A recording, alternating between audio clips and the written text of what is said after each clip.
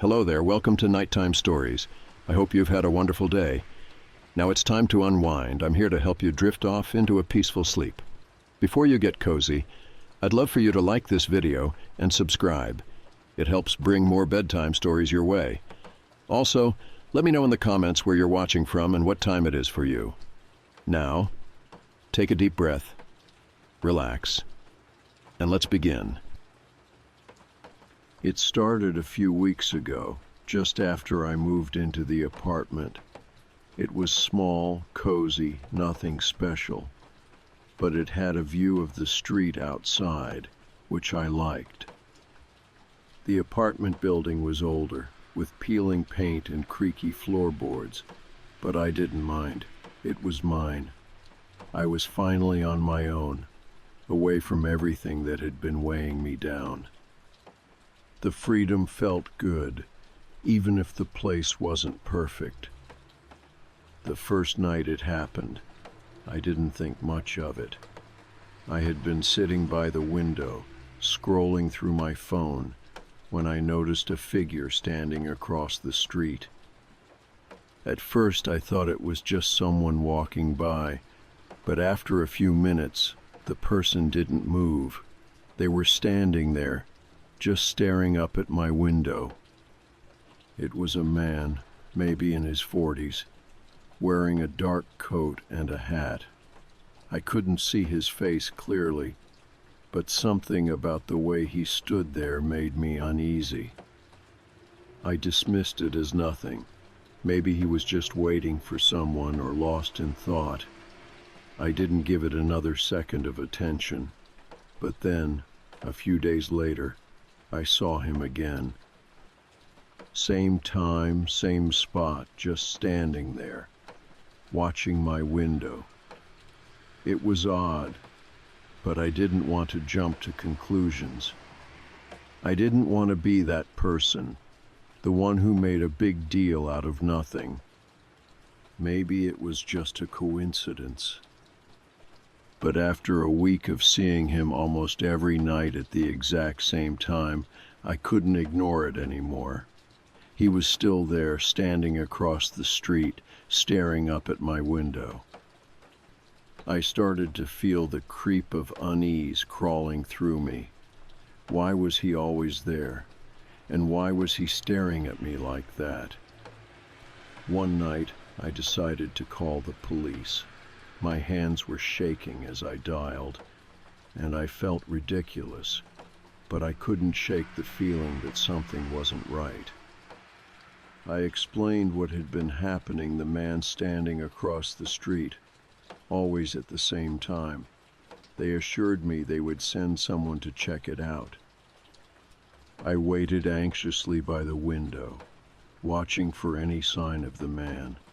A few minutes passed, then 10, and then I saw the flashing lights of a squad car down the street. I felt a strange relief wash over me.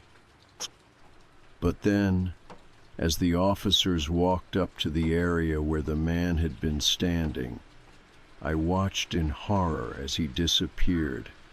There was no sign of him, not a trace. The officers walked up and down the sidewalk, asking a few people in the area if they'd seen anything unusual. They checked the area for any sign of the man. They even reviewed the security footage from the street cameras, but there was nothing. No one had been standing there. The footage was clear. There was no trace of the man, not even a shadow. It was like he had vanished. They left after a few minutes, telling me that there was nothing they could do. I wasn't sure whether to feel relieved or unsettled. Maybe I had been imagining things. Maybe I was just overreacting, letting my mind play tricks on me. But it kept happening. Every night, at the same time, I would look out my window, and he would be there, just standing across the street, staring. I kept telling myself it was a coincidence, but the more it happened, the more unnerving it became. I stopped calling the police. After all, what could they do? There was no evidence, no way to prove that this person was actually doing anything wrong. And every time I looked out the window, he was always gone before I had a chance to get a good look at him. A few more days passed, and I tried to ignore the feeling that something was wrong. I distracted myself with work and phone calls with friends, trying not to let my imagination run wild.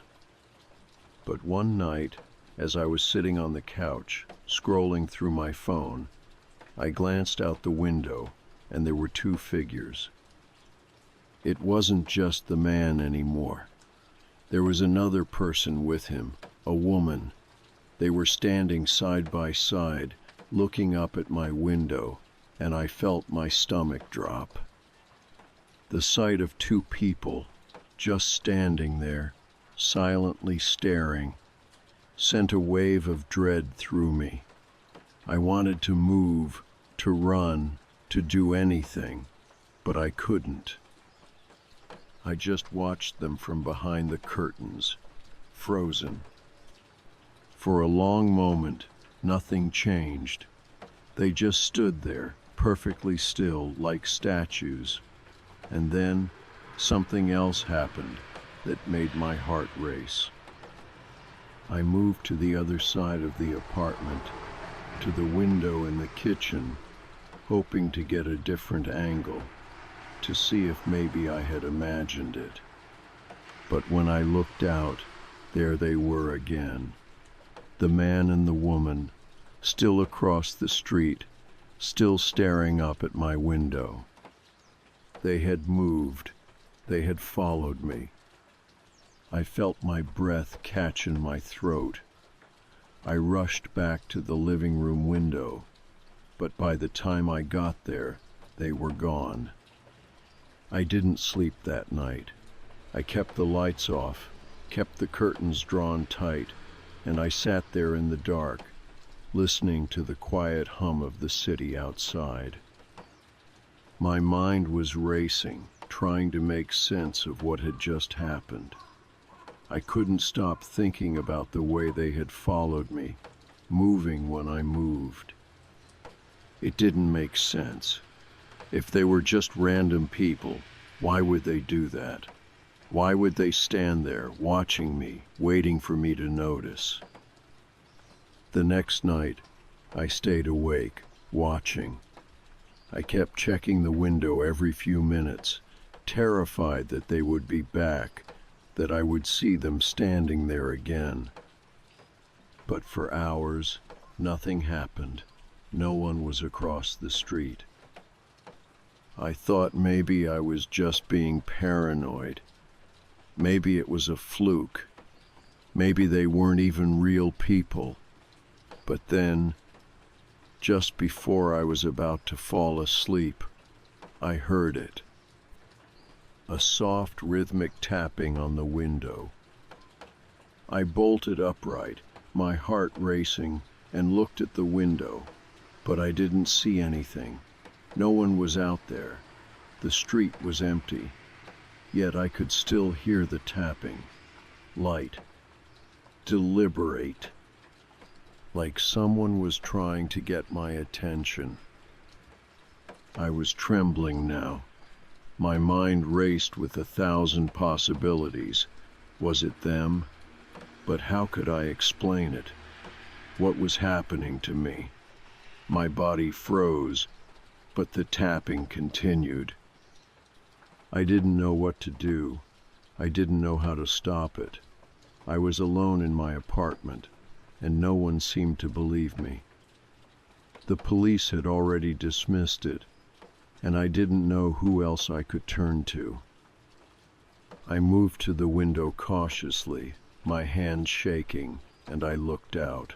Nothing.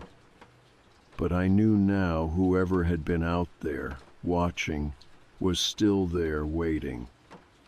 And I was trapped.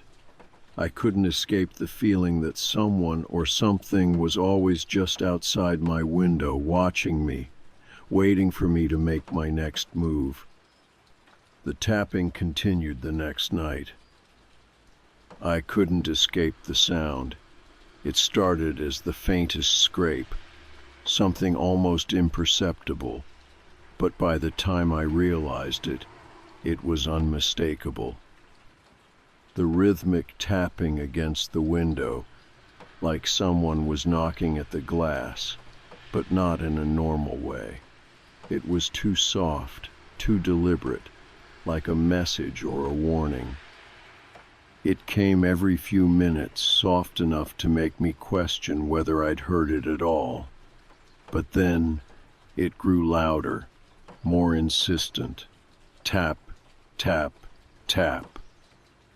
I sat in the living room, my body frozen, my mind on high alert. The apartment was silent except for the sound of my breathing and the tapping. The house felt like it was closing in on me, and the walls, which had once felt like a safe space, now felt like a cage. The clock on the wall ticked away each second, but each one felt like an eternity. I tried to convince myself that it was nothing. It had to be. A branch from a tree outside, maybe, or something else harmless. But deep down, I knew better.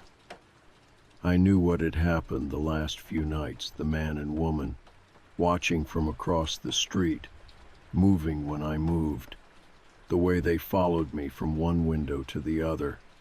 That wasn't a coincidence. I couldn't stop my mind from racing. Who were they? What did they want? Why were they fixated on me? Were they just strange people, or was something more sinister going on? I rose from the couch, my legs shaky, and moved slowly toward the window. I didn't want to look, but I had to. The curiosity had become unbearable. I stepped forward and pulled back the curtain just a fraction. My breath caught in my throat. There was nothing. The street was empty, the pavement lit faintly by the streetlights, casting long shadows. No figures standing across the street, no one staring up at my window. For a moment, I felt a wave of relief wash over me. Maybe I was just imagining things. Maybe they weren't even real people. Maybe it was all in my head. But then I heard it again, the tapping. This time it was louder, more insistent. I whipped around, my eyes scanning the apartment for the source of the sound, but there was nothing. I rushed to the other window, the one in the kitchen, and glanced outside. Still nothing. I couldn't see anyone. The street remained eerily empty, and yet the sound persisted, echoing in my mind, growing louder with each passing second. I ran back to the living room, my heart hammering, and looked out the window again. There they were. The man and woman stood across the street, just as I had seen them before. They were positioned exactly where they always stood on the sidewalk, staring up at my window. I felt my stomach drop as I stepped back from the window, my hands trembling. They hadn't moved. They were just standing there, silent, still, like they were waiting for something. I didn't know what to do. Should I call the police again? What could they do? They never found anything the last time. What if they didn't even believe me anymore? I couldn't tear my eyes away from them. They were staring up at my window with an intensity that made my blood run cold. I felt exposed, like they could see everything, like they could see right through the walls and into my thoughts. I wanted to run, to get out of the apartment, but I couldn't.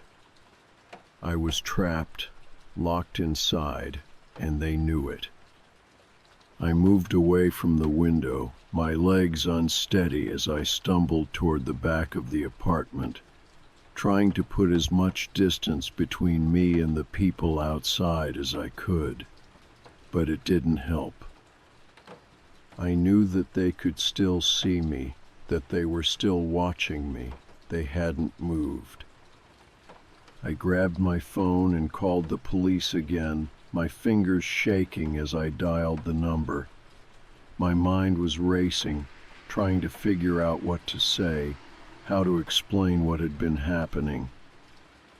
But every time the phone rang, I could hear my breath, ragged and frantic, and I couldn't shake the feeling that time was running out. I needed help, but I didn't even know what I needed help with. I didn't know how to explain what was going on. It didn't make sense. When the dispatcher finally picked up, I barely knew what to say. There's someone, 2 people standing across the street from my apartment. They've been watching me every night. It's like they're just standing there, staring at my window, and I don't know why. I'm scared. The dispatcher asked a few questions, some of them helpful, but most of them only made me feel more insane. I was describing something that sounded completely unbelievable. What could they do? What could anyone do? The dispatcher told me they would send a patrol car, but I knew what would happen. I'd look out the window, and by the time they arrived, the street would be empty, and that's exactly what happened. By the time the police showed up, the figures were gone. There was no trace of them. The street was empty, the sidewalk quiet, just like every other time.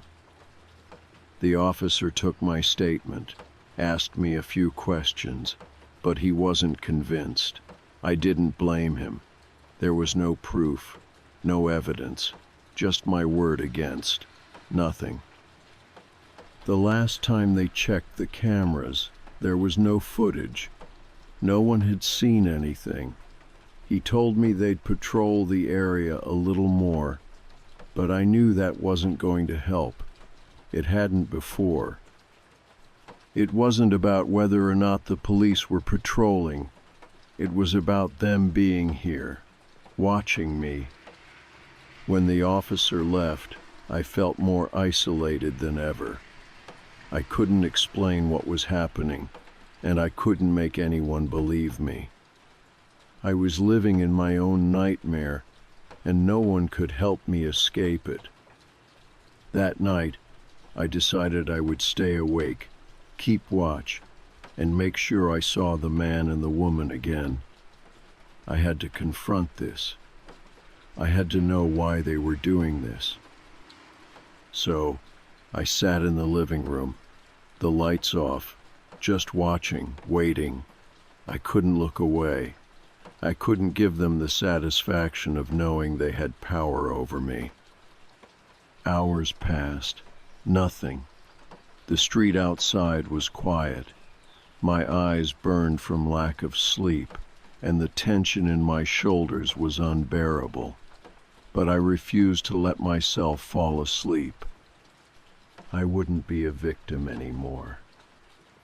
And then, just before dawn, it happened. The tapping, soft at first, like a whisper on the glass, then growing louder. It was coming from the living room window, but this time it wasn't just the man and woman across the street. This time they were right outside the window, just inches away from the glass, standing there, staring silently. The tapping was coming from their hands pressing against the window. The chill in the air felt like it had seeped inside my skin. I couldn't move. The figures didn't blink. They didn't speak. They just stood there, their faces pressed to the glass, eyes unblinking, staring into my soul.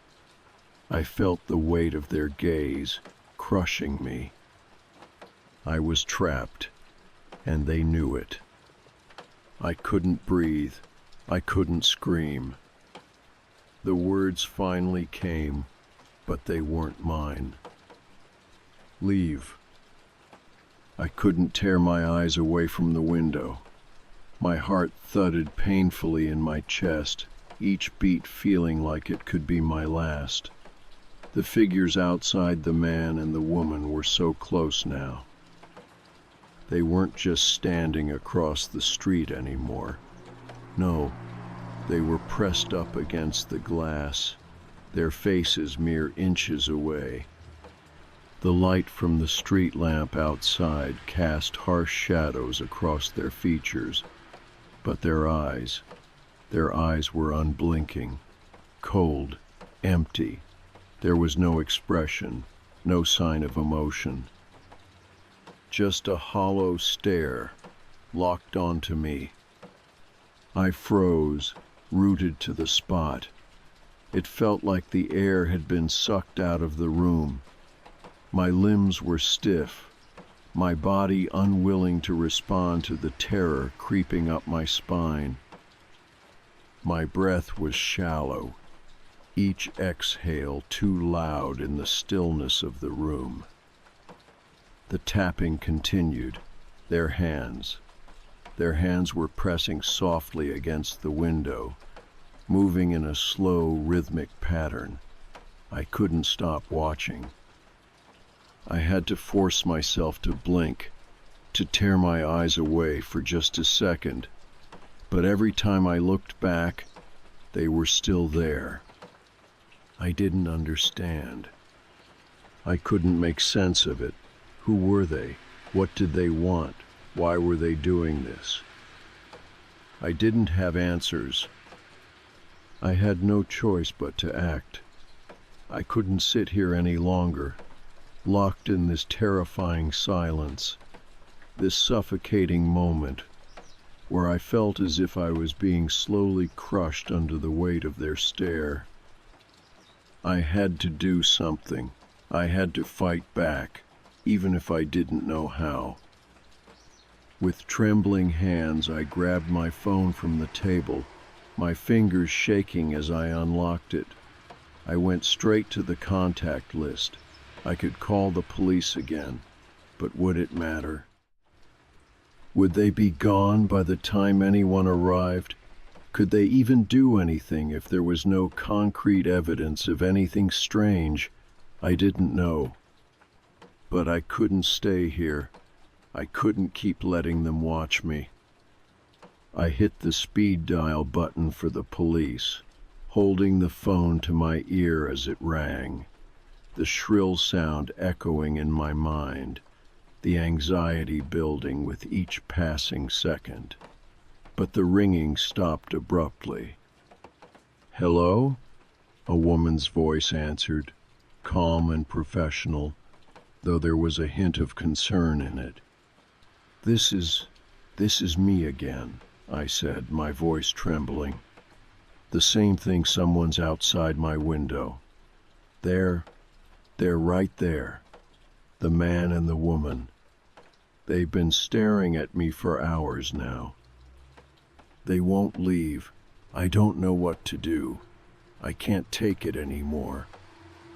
I could hear the woman on the other end of the line trying to stay calm, asking me for my address again, confirming that I was okay. I told her I wasn't. I told her that they were standing there, staring, watching. They had come closer, right up to the window this time, and they wouldn't leave. I thought maybe she was taking me seriously, but then I heard the sound of her typing. She was probably entering my address into the system, doing her job, but it felt like she wasn't actually hearing me. I knew what would happen next. I knew they would arrive. and by the time they got there, the figures would be gone. Just like before, they always disappeared before the police arrived. It was like they were toying with me. "Ma'am, I need you to stay calm," the dispatcher said. "We have officers in the area, and we'll send someone to your location. But if you can't provide any description or concrete evidence, there's nothing we can really do. Are you sure these people are standing there? Have you checked the window? We'll need you to open the door for the officers when they arrive." I felt my pulse spike in frustration. "I know they're there. I've seen them every night for the past week, and now they're right outside my window. You have to send someone. Please. I can't be the only one who's seen them." I felt myself growing desperate, the need to be believed burning like a fever inside of me. The woman didn't respond at first. I heard her typing again, her tone becoming more distant. "We'll send someone as soon as possible, but I need you to stay away from the window. Is there anyone else in the apartment with you? Any friends, family nearby?" "No," I said, my voice cracking. "It's just me." There was a long pause, and then she sighed. "Stay inside, ma'am.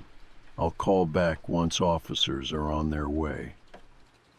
I hung up without saying another word, too angry to speak.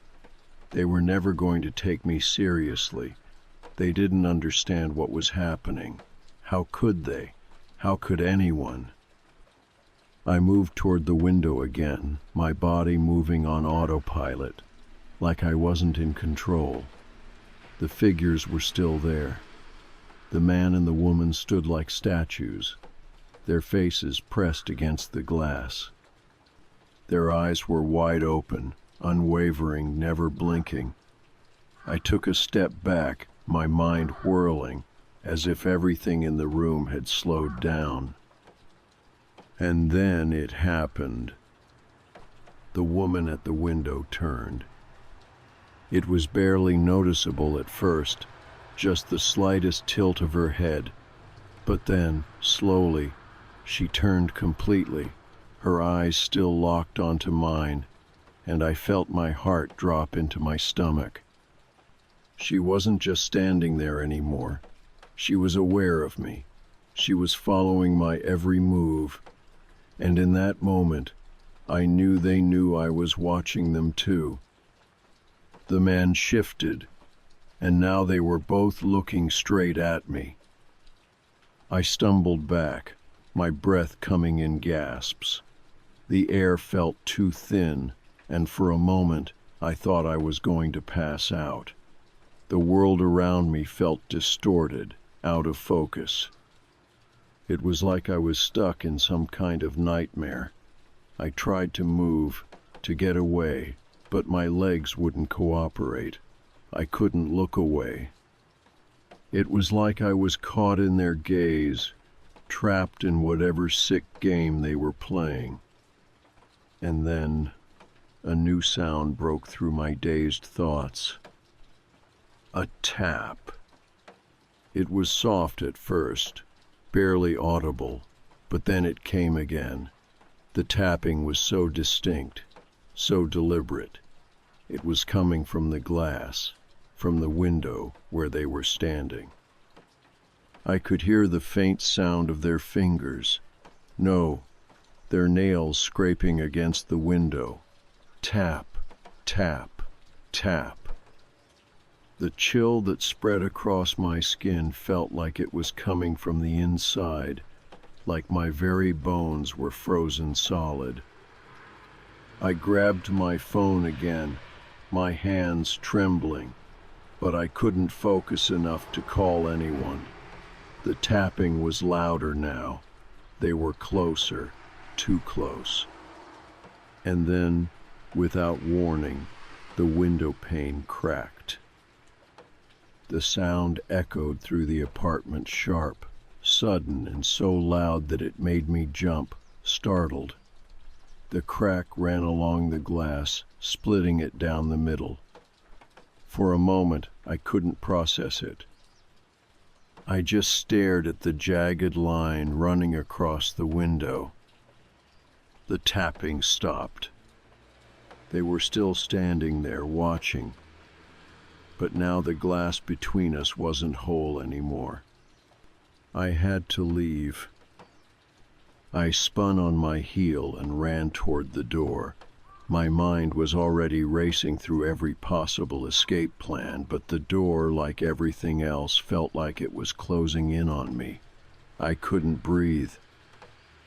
I couldn't think. I had to get out. But as I reached for the door, I heard something else.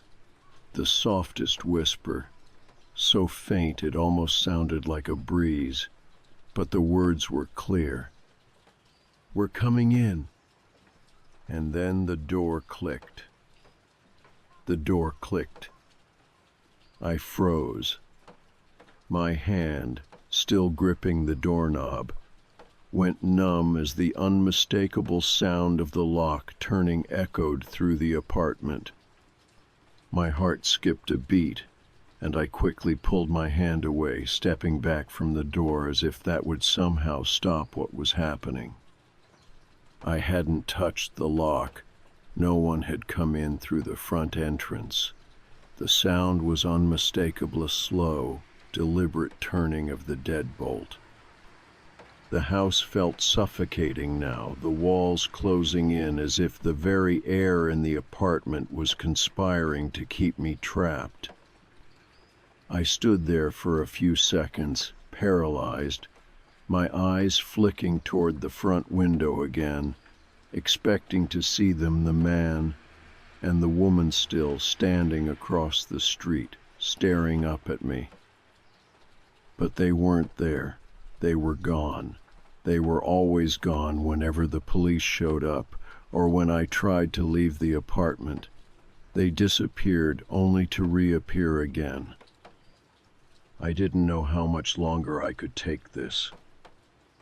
But the sound of the lock turning again brought me back to reality.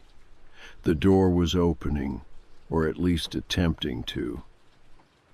I grabbed the nearest object, a lamp from the side table, and held it in front of me as if it could somehow protect me. My pulse hammered in my ears, and the adrenaline coursed through my veins, making my legs feel weak and shaky. I didn't know what I was supposed to do next. I wasn't sure if I even had the energy left to do anything. I was beyond fear.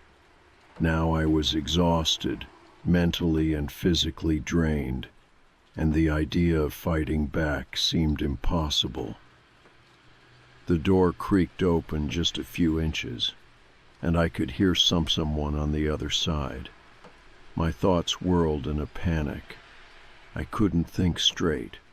Should I yell? Should I run? I wasn't sure what I would do, or if there was anything I could do. I had already tried everything I could think of, but nothing had worked.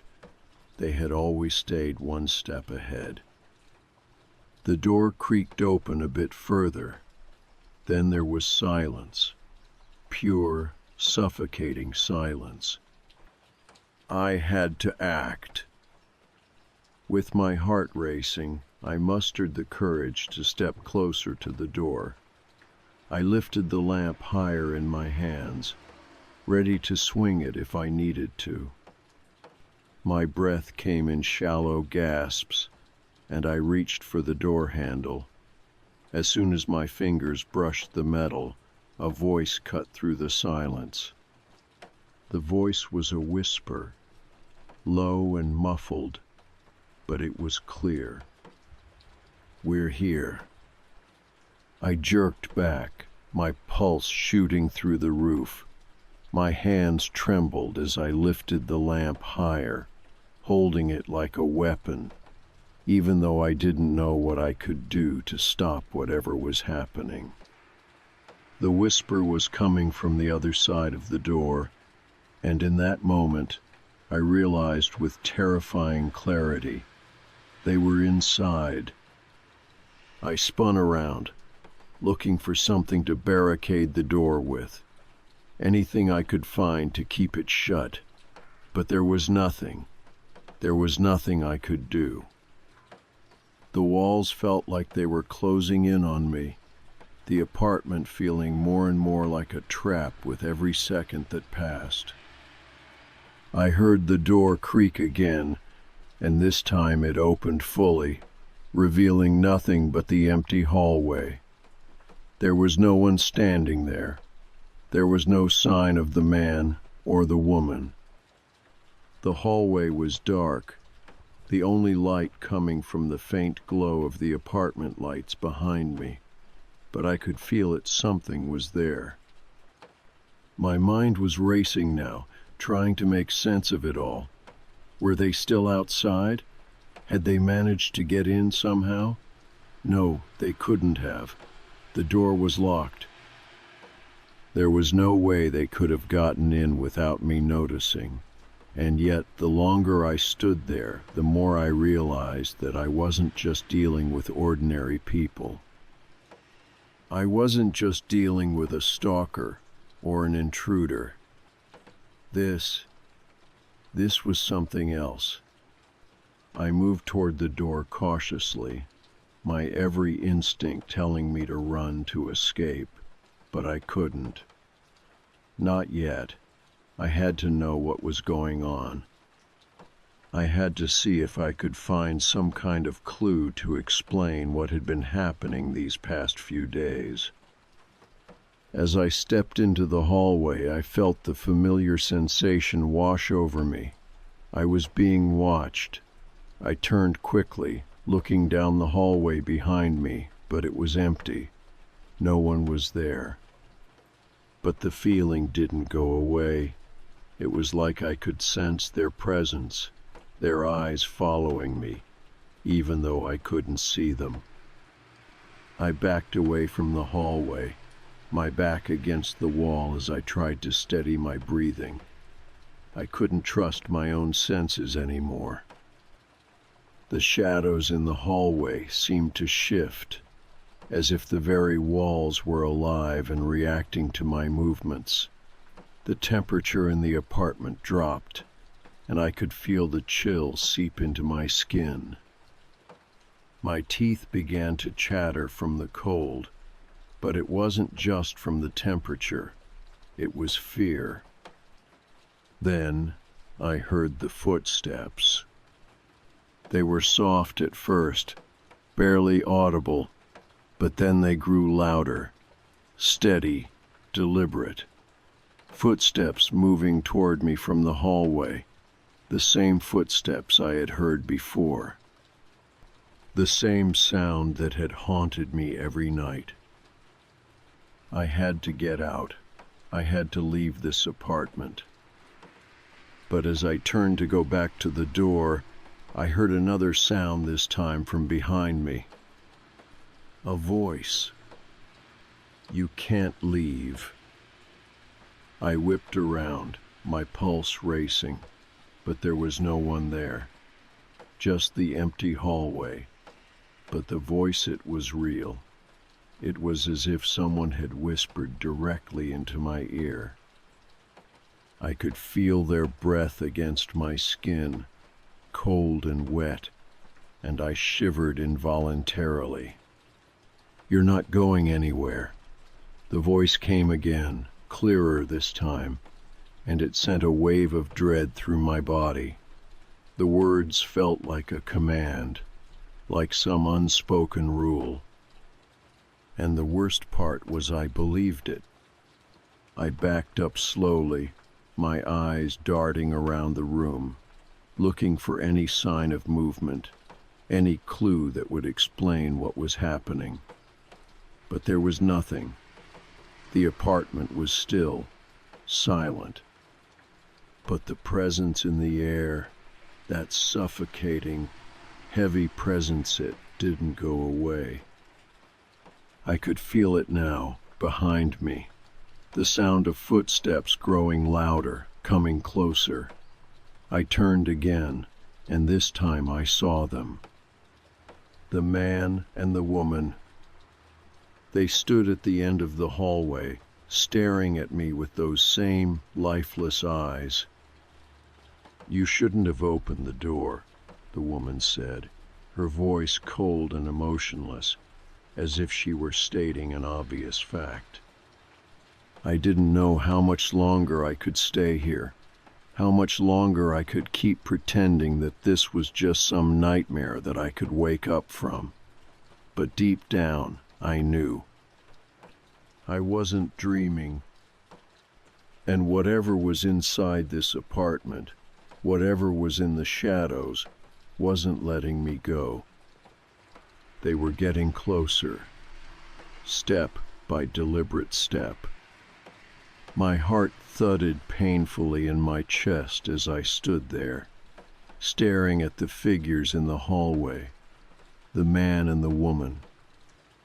They hadn't moved since I first saw them, but I could feel the space between us shrinking with every second. The cold that had settled in the room seemed to grow colder, thicker, suffocating the air around me. I couldn't breathe. I couldn't think. The room felt smaller now, the walls pressing in, and I knew it wasn't just from fear. Something else was at play here. Something dark, something alive, was standing in front of me. My feet were frozen to the floor, my legs trembling with the weight of a terror I couldn't escape. The woman's eyes didn't blink, her gaze unbroken, never moving from me. The man stood motionless beside her, his face hidden in shadow, but his presence was no less suffocating. I couldn't see their faces clearly, but I didn't need to.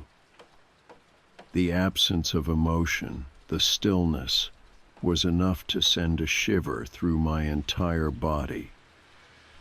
"You shouldn't have opened the door," the woman repeated, her voice low and cold, almost a whisper. I opened my mouth to say something, anything, but no words came out.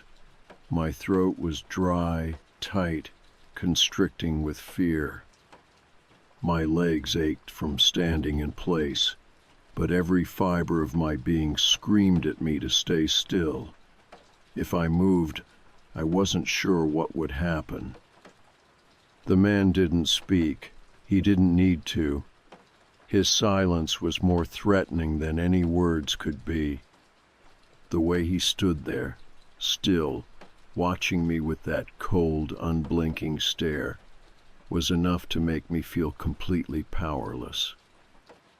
I wanted to scream, I wanted to run, but I knew that wouldn't help. I had tried before, and each time I did, they were always one step ahead, always there, waiting. I had no control. I was trapped in this apartment, in this nightmare, with no way out. The tapping, the knocking on the window, the footsteps on the street outside, it had all led to this moment. They had been preparing me, drawing me in, until I was too far gone to escape. I had opened the door.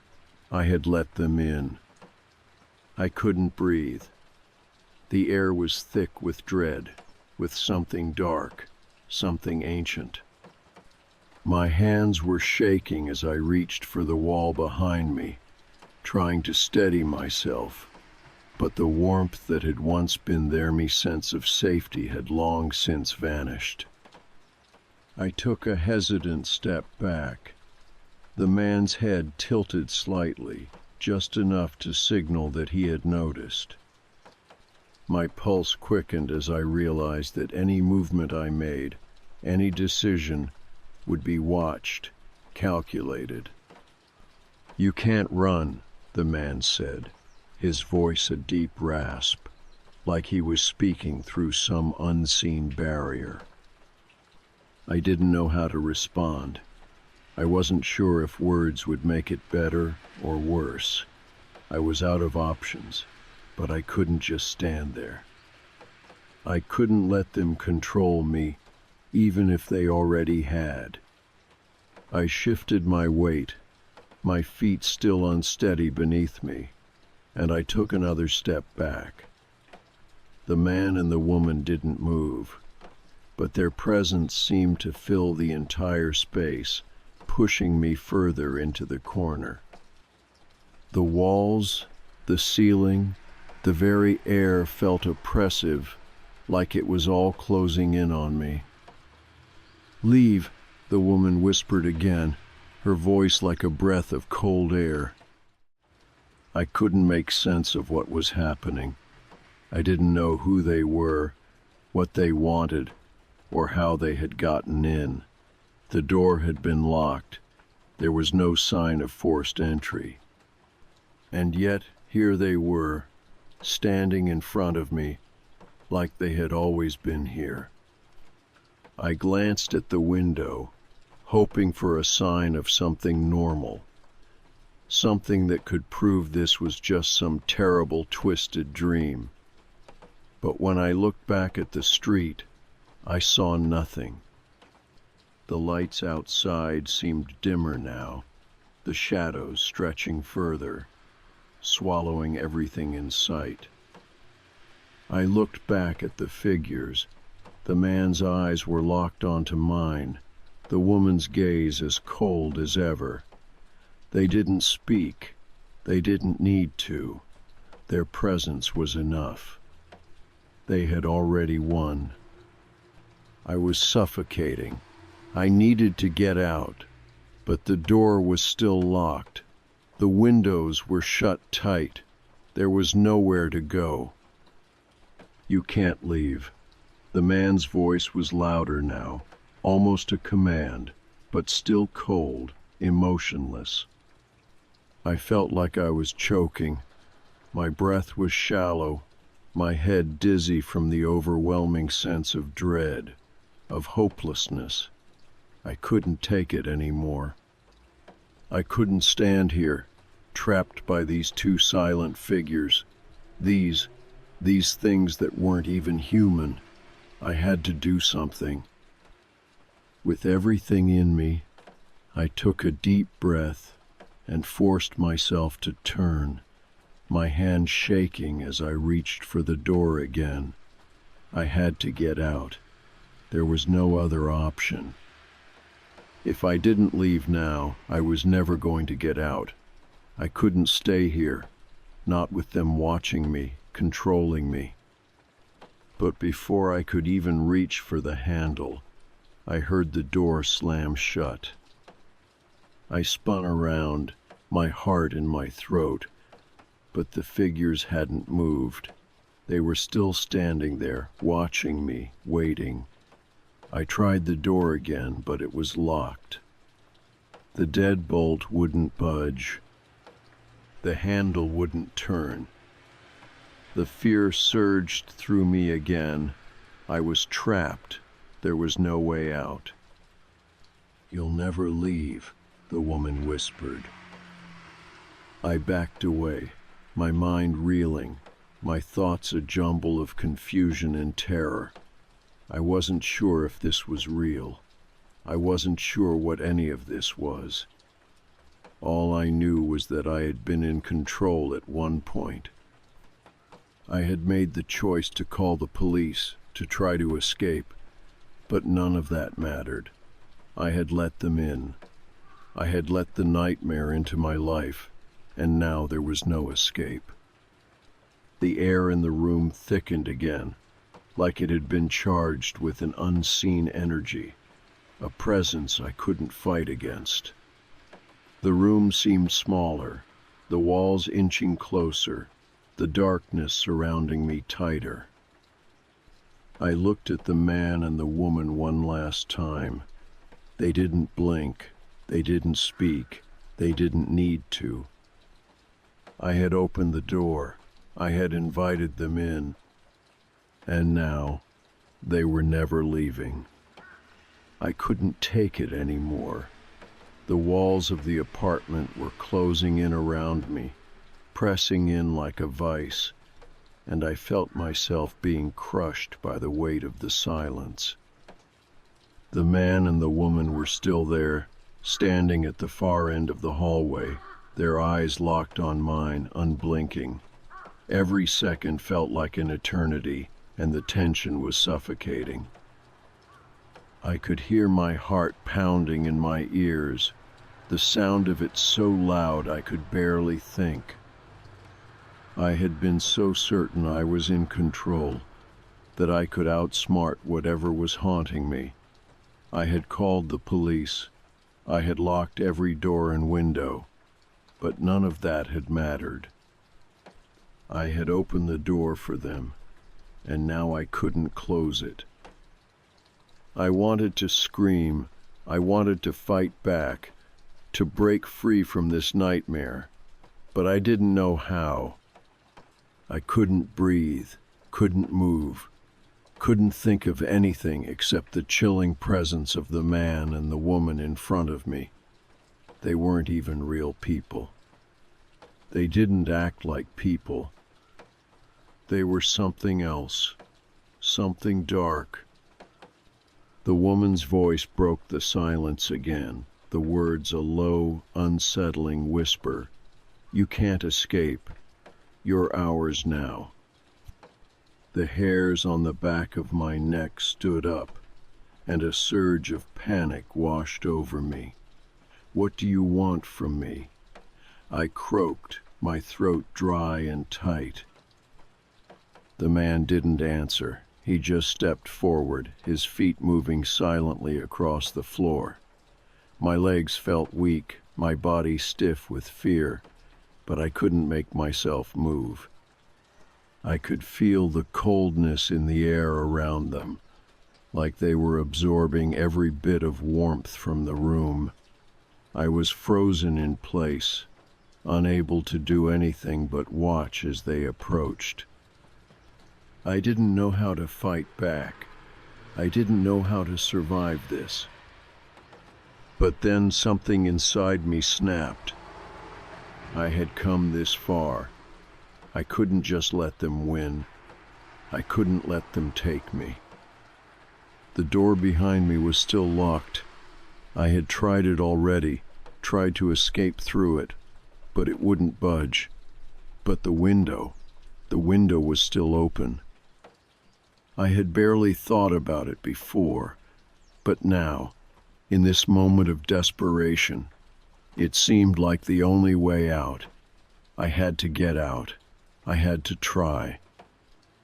I turned, my legs trembling, and rushed toward the window. My breath came in quick, ragged gasps, and I could hear them following me. The sound of their footsteps was too close, too close. The apartment felt smaller with every step I took, the walls closing in, suffocating me. But I didn't stop. I had to make it to the window. When I reached it, I threw it open, the cold air from outside rushing in, filling my lungs with relief. I climbed onto the windowsill, my hands shaking as I gripped the frame. I didn't even care that I was on the second floor, that I had no idea what would happen when I jumped. I just needed to be free. I needed to get away from them. I heard a soft, breathless chuckle from behind me, and I whipped around, my heart stopping in my chest. The man and the woman were standing in the doorway now, their faces cold and expressionless, their eyes still locked on mine. I couldn't escape. I couldn't outrun them. I took a deep breath and closed my eyes for a moment, steadying myself. I had come this far. I wasn't going to stop now. With a final glance at the figures in the doorway, I jumped. For a moment, there was nothing but the air around me, the rush of wind in my ears, and the terrifying drop beneath me. But then my feet hit the ground with a jarring thud, sending pain shooting up my legs. I stumbled but caught myself, my knees buckling under the impact. My heart was still racing, my breath coming in shallow gasps, but I was on the ground. I was free. I looked up at the apartment window, expecting to see them watching me from inside, but there was nothing. The window was empty. The street was empty. For the first time in days, I felt a sliver of relief. I didn't stop running. My legs were sore from the jump, but I didn't care. I kept running down the street, around corners, past the darkened buildings, as far away from that apartment as I could get. My mind was a blur of panic and exhaustion, but I didn't stop. I couldn't. I didn't know where I was going, but I kept moving. My breath came in ragged bursts, my legs aching, but I didn't slow down. I didn't look back. By the time I stopped, I had no idea where I was. I was in a park, surrounded by trees, the lights of the city barely visible in the distance. My body was exhausted, but I didn't feel safe yet. I couldn't shake the feeling that I was still being watched, that something was lurking in the darkness, waiting to drag me back to that apartment, to that nightmare. I sat down on a bench, my body trembling, trying to catch my breath, my hands still shaking. I tried to tell myself it was over, that I had made it out, but a part of me couldn't let go of the fear. It clung to me like a shadow, wrapping itself around my thoughts. That's when I heard the voice again. It was faint, distant, like it was coming from far away, but it was unmistakable, a whisper cutting through the air like a knife.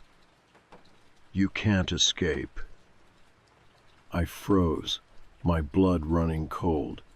My eyes darted around the park, but there was no one there. The trees stood still in the night, the air quiet except for the distant hum of traffic. But the voice was there, echoing in my mind, too clear to ignore.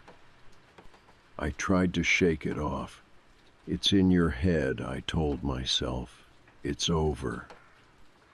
But I couldn't shake the feeling that I wasn't safe, that no matter how far I ran, no matter how much I tried to escape, I would never truly be free. I didn't know where they were or what they wanted, but I knew one thing for sure. They were still out there, and they would find me again. Just as I thought I had escaped, I heard it again, the whisper. And this time, it was closer. We're coming for you. My heart pounded in my chest, my breath quickening as I stood up, my legs unsteady beneath me. I wanted to run, but I didn't know where to go anymore. No matter how far I ran, how fast I moved, I would never escape them. I wasn't safe. I never would be. And as the darkness crept in around me, I understood. This wasn't over. It had just begun. We found the house by accident. Ben and I weren't even planning to move yet. We were just browsing listings, the way people window shop for lives they don't actually expect to live. But there it was, sitting quietly between overpriced condos and run-down foreclosures. A two-story farmhouse with wide windows, a wraparound porch, and a ridiculous amount of charm for the price. I remember turning the screen toward him and saying, "There has to be something wrong with it." There wasn't, not officially. No water damage, no foundation issues. The roof had been replaced 5 years ago, and the wiring was old but functional. The seller was vague, a distant relative of the former owner, who'd apparently passed away a year earlier and left the place sitting empty. The family just wanted to be rid of it. We drove out the next weekend with the kids. From the outside, it looked like something out of a storybook, peeling white paint, a crooked weather vane, and these strange, beautiful rose bushes that had grown wild and high, half swallowing the fence. I remember thinking how quiet it was, not in a peaceful way exactly, just still, like the place had been waiting. We moved in a month later. Ben went back to working remotely. I stayed home to unpack, wrangle the kids, and try to make sense of the layout. The house was big, way bigger than our old place, and filled with odd nooks and narrow closets that didn't seem to go anywhere. There was a locked door in the upstairs hallway that we figured was a linen cupboard or old crawl space. It didn't open, and the key was long gone. We let it be. Then I found the room. It wasn't hidden or anything. It was at the end of the upstairs hall, just past the kids' bedroom. The door had been closed when we moved in, and somehow we'd managed not to open it during the first few days.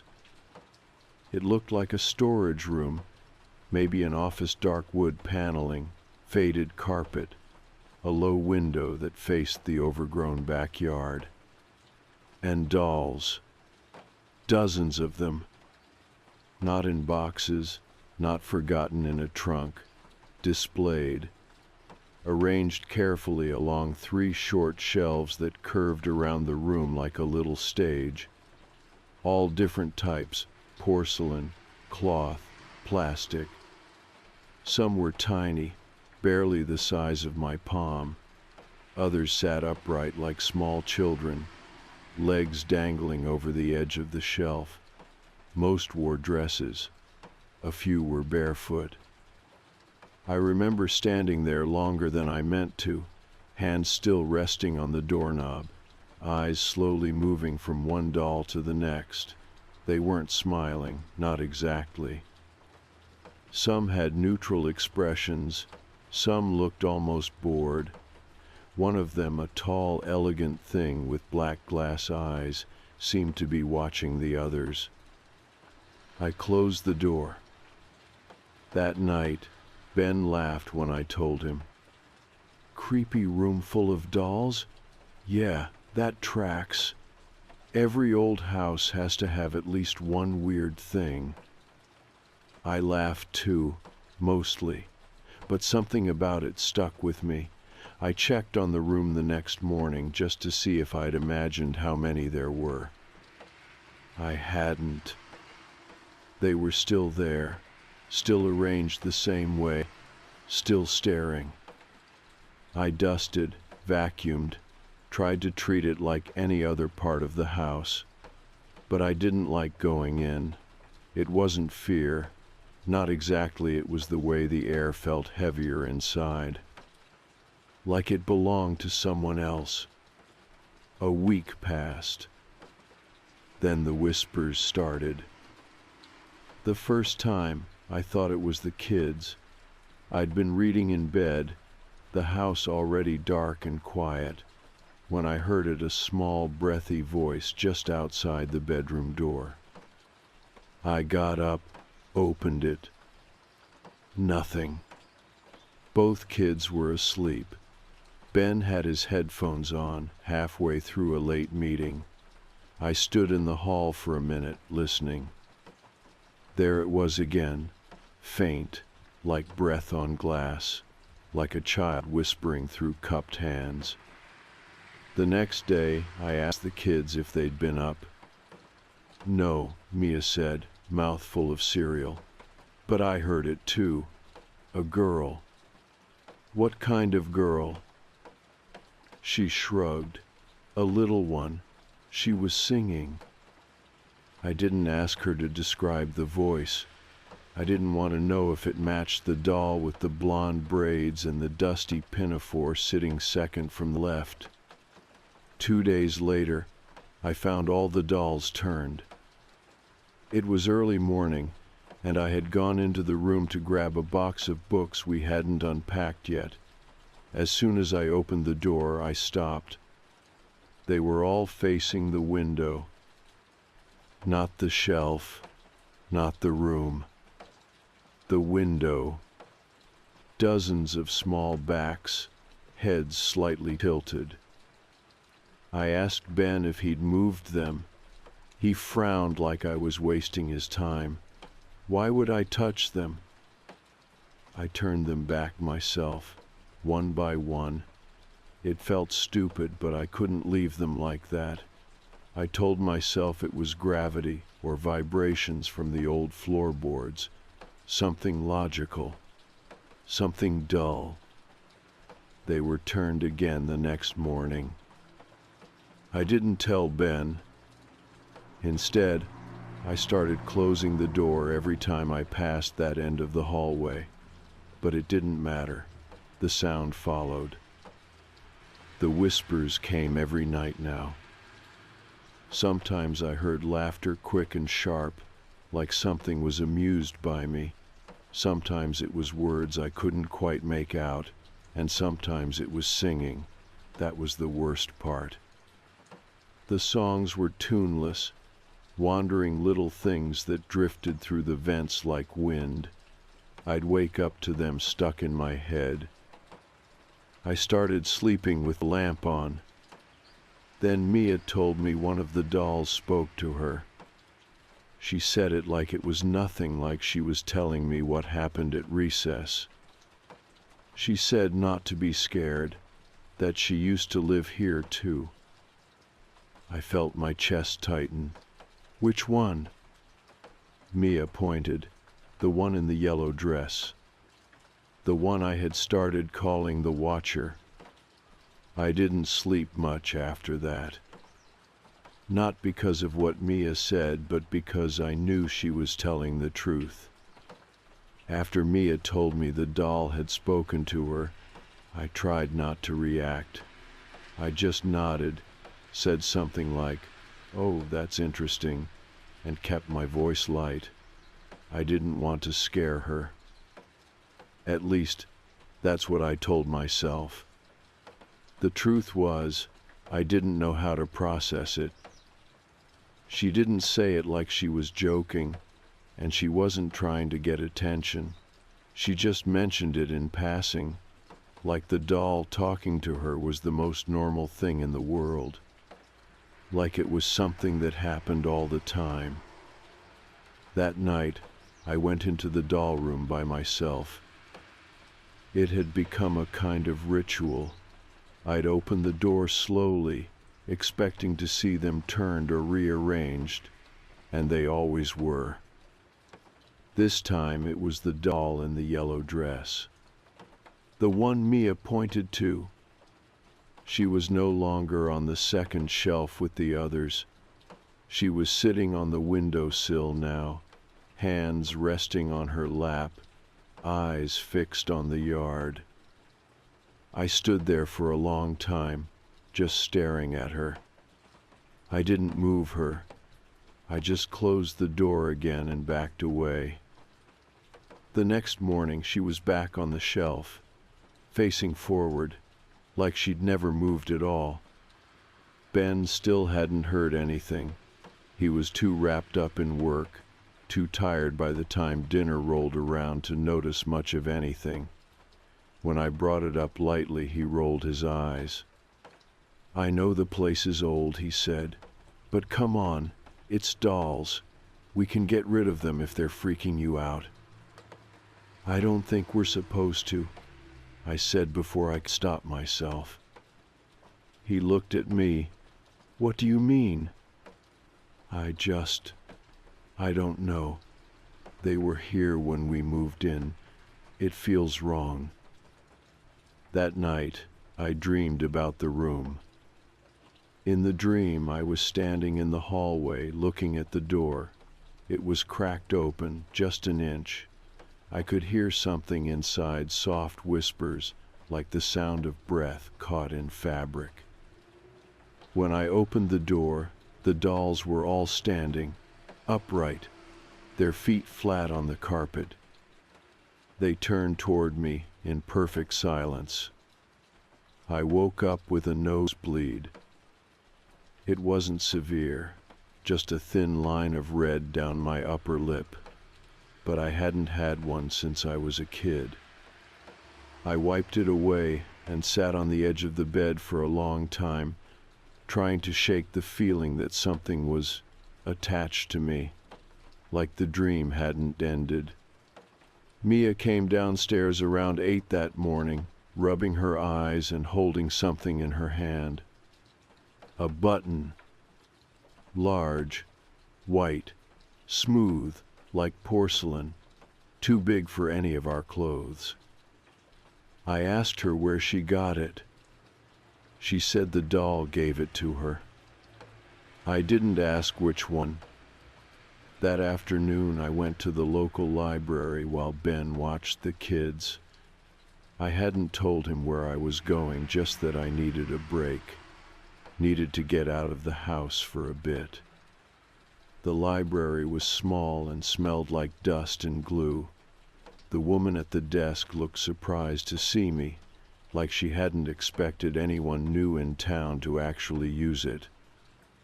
I asked if there were any old records on the house, historical stuff, newspapers, property records. She didn't say anything at first, just stared at me for a moment too long. Then she pointed toward the back room. Archives are there. Most of it's on microfilm. It took a while, but I found it. An article from 1987. The photo was blurry, and the ink had faded, but the headline stopped me cold. Tragedy on Cedar Lane. Girl found dead in family home. The girl's name was Eleanor, 10 years old, same age as Mia. The article didn't give many details, just said she had been found in the upstairs bedroom by her mother. No sign of forced entry, no obvious injuries. The death was ruled undetermined. The address matched ours. I asked the librarian if she remembered anything about the story. She pressed her lips together, then said, "That house sat empty for a long time after. No one wanted it." She didn't say anything else. When I got home, the door to the doll room was open. I hadn't left it that way. I walked upstairs slowly, heart pounding, half expecting to see Mia or Theo inside, but the room was empty. Except for one thing. A new doll, smaller than the others, brown hair, tiny blue dress. I hadn't seen it before, and this one was holding something in its lap. Another button. That night, I moved all the dolls into the closet. It felt stupid, pointless, but I did it anyway. I took them off the shelves one by one, not letting myself look too long at their faces. I stuffed them onto the floor of the narrow closet, shut the door, and pushed a chair in front of it. Ben didn't ask. He probably didn't notice. The whispers started earlier that night, just after midnight. They were louder now, more distinct. I still couldn't make out all the words, but I caught phrases. She knows. He doesn't hear us. We don't like the closet. Then, just before 3, I heard footsteps in the hall. Slow, light, bare feet on wood.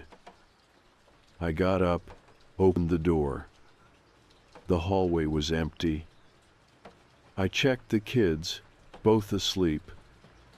When I turned back toward our room, I saw something on the floor. A line of buttons leading down the hall. I didn't follow them. I swept them into a drawer and closed it tight.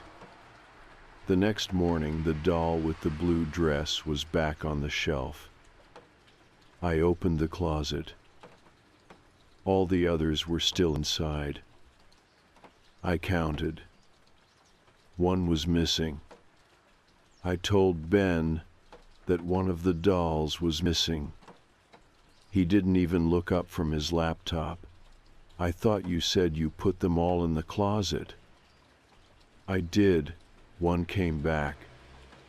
He raised an eyebrow but didn't stop typing. They're toys, Nora. You probably just missed one.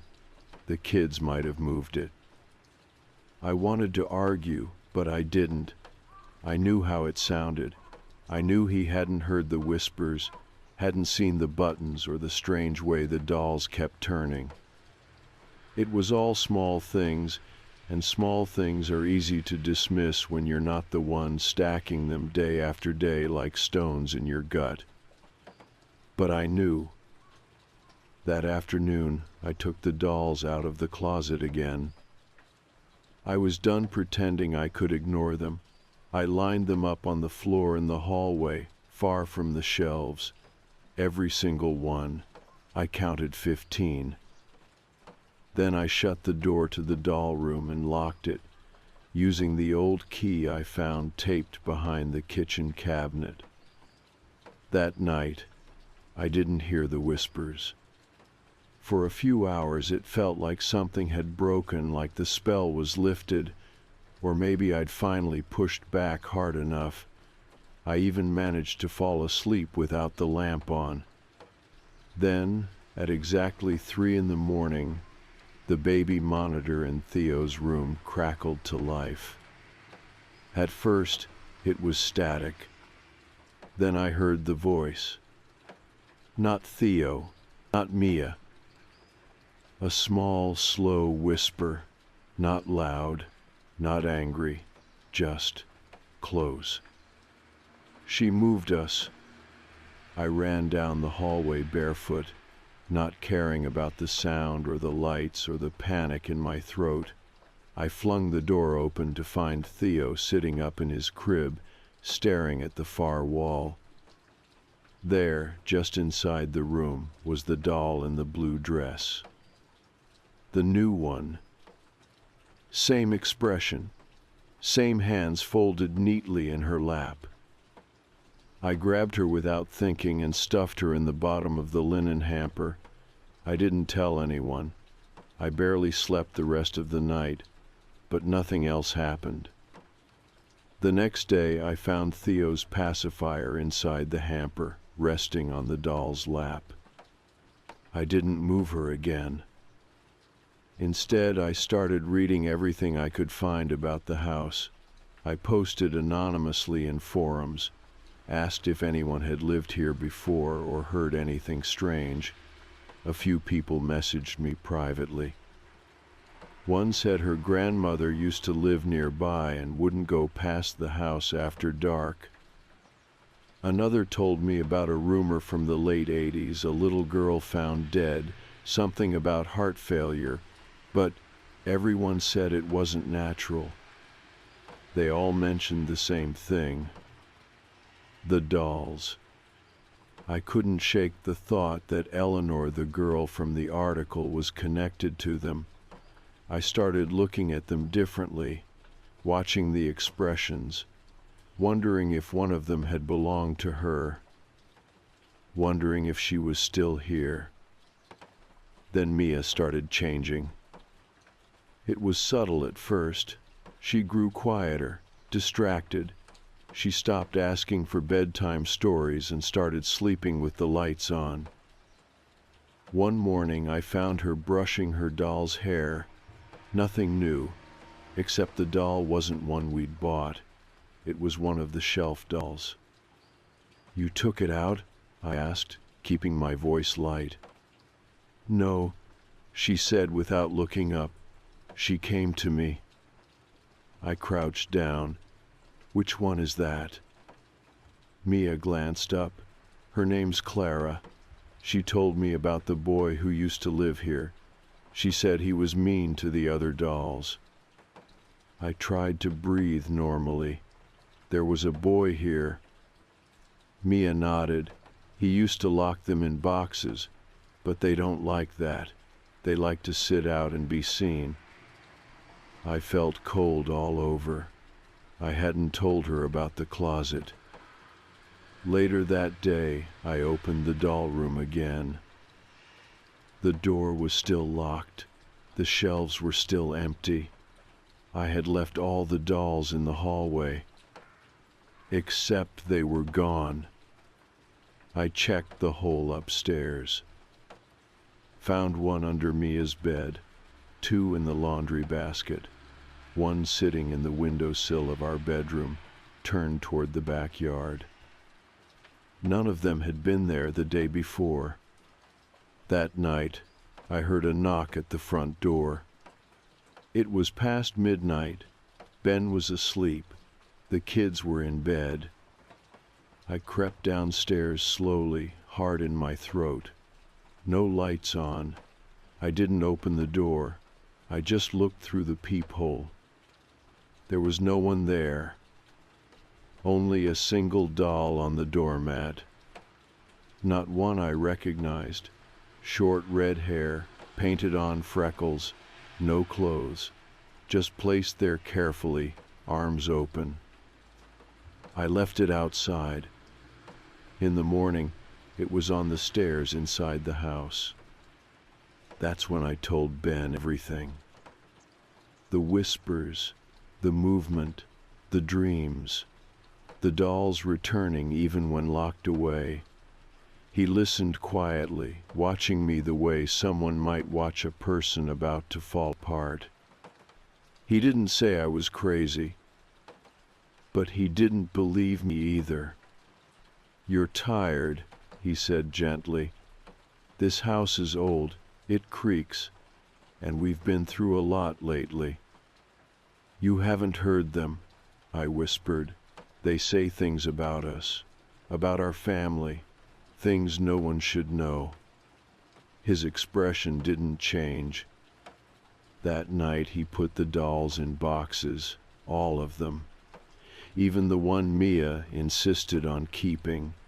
He packed them in the trunk of his car and drove them to the donation center 2 towns over.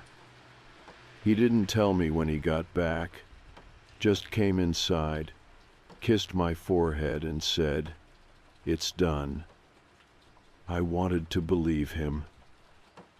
I wanted to believe it would stop. But the next morning there was a new doll sitting on the kitchen counter, wearing one of Mia's old baby dresses, holding a note that read, in tiny, perfect handwriting, "She's still here." I didn't tell Ben about the note. I read it twice, then folded it and put it in the back of my journal, behind the library article and my sketches of where I'd found the dolls each time. I hadn't written in days, but I kept the journal close proof for myself, if nothing else. She's still here. That was all it said. No name, no signature. The handwriting was strange, too neat, like it had been printed by a machine or copied from somewhere. It wasn't mine, it wasn't Ben's. And it definitely wasn't either of the kids. The doll holding the note was smaller than the others, pale fabric, hand-stitched, with little red dots for eyes and no mouth at all. I didn't remember ever seeing it before. I picked it up with a dish towel and dropped it into the garbage bin outside. Then I stayed up most of the night listening to the walls. There were no whispers that night, no footsteps, just silence, long and deep, like the house was holding its breath. In the morning, I checked the bin. Empty. I went back inside without touching the lid. Mia was already at the table staring out the window while her cereal went soggy. Her eyes looked glassy, like she hadn't really slept. "Did you have any dreams?" I asked gently. She didn't look at me, just nodded. I waited. "She said the boy is still angry," she mumbled. "She said he wants to come back, but the others won't let him." I felt my stomach twist. "What boy?" Mia blinked. Clara didn't say his name. "Clara, the doll, the one she'd been sleeping with before we boxed them all up. Ben had driven them all out of town. He told me that himself. He said he watched someone at the donation center take them. I believed him. I just didn't think it had made any difference." Later that afternoon, I checked the hallway upstairs again. The room at the end was locked, just as I'd left it. But when I bent down and looked through the old keyhole, I could see movement inside. Just a flicker, like someone had passed in front of the window. I opened the door, slowly. The shelves were empty, the curtains drawn. No furniture, no toys, no dolls. Nothing had been returned. But on the far wall, someone had drawn on the wallpaper 3 stick figures. One tall, one medium, one small. All with X's for eyes. No mouths. I stared at it for a long time.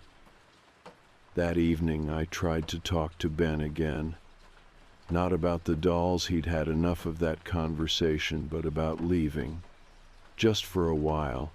A hotel for a few nights. Maybe visiting family. He looked tired, more tired than I'd realized. "I have meetings all week," he said, "and Mia's got school. You really think packing up and running off will help?" "We need a break," I said. "Something's not right." He rubbed his eyes. "Something's not right because you haven't slept. None of us have. You're wound so tight you're scaring yourself."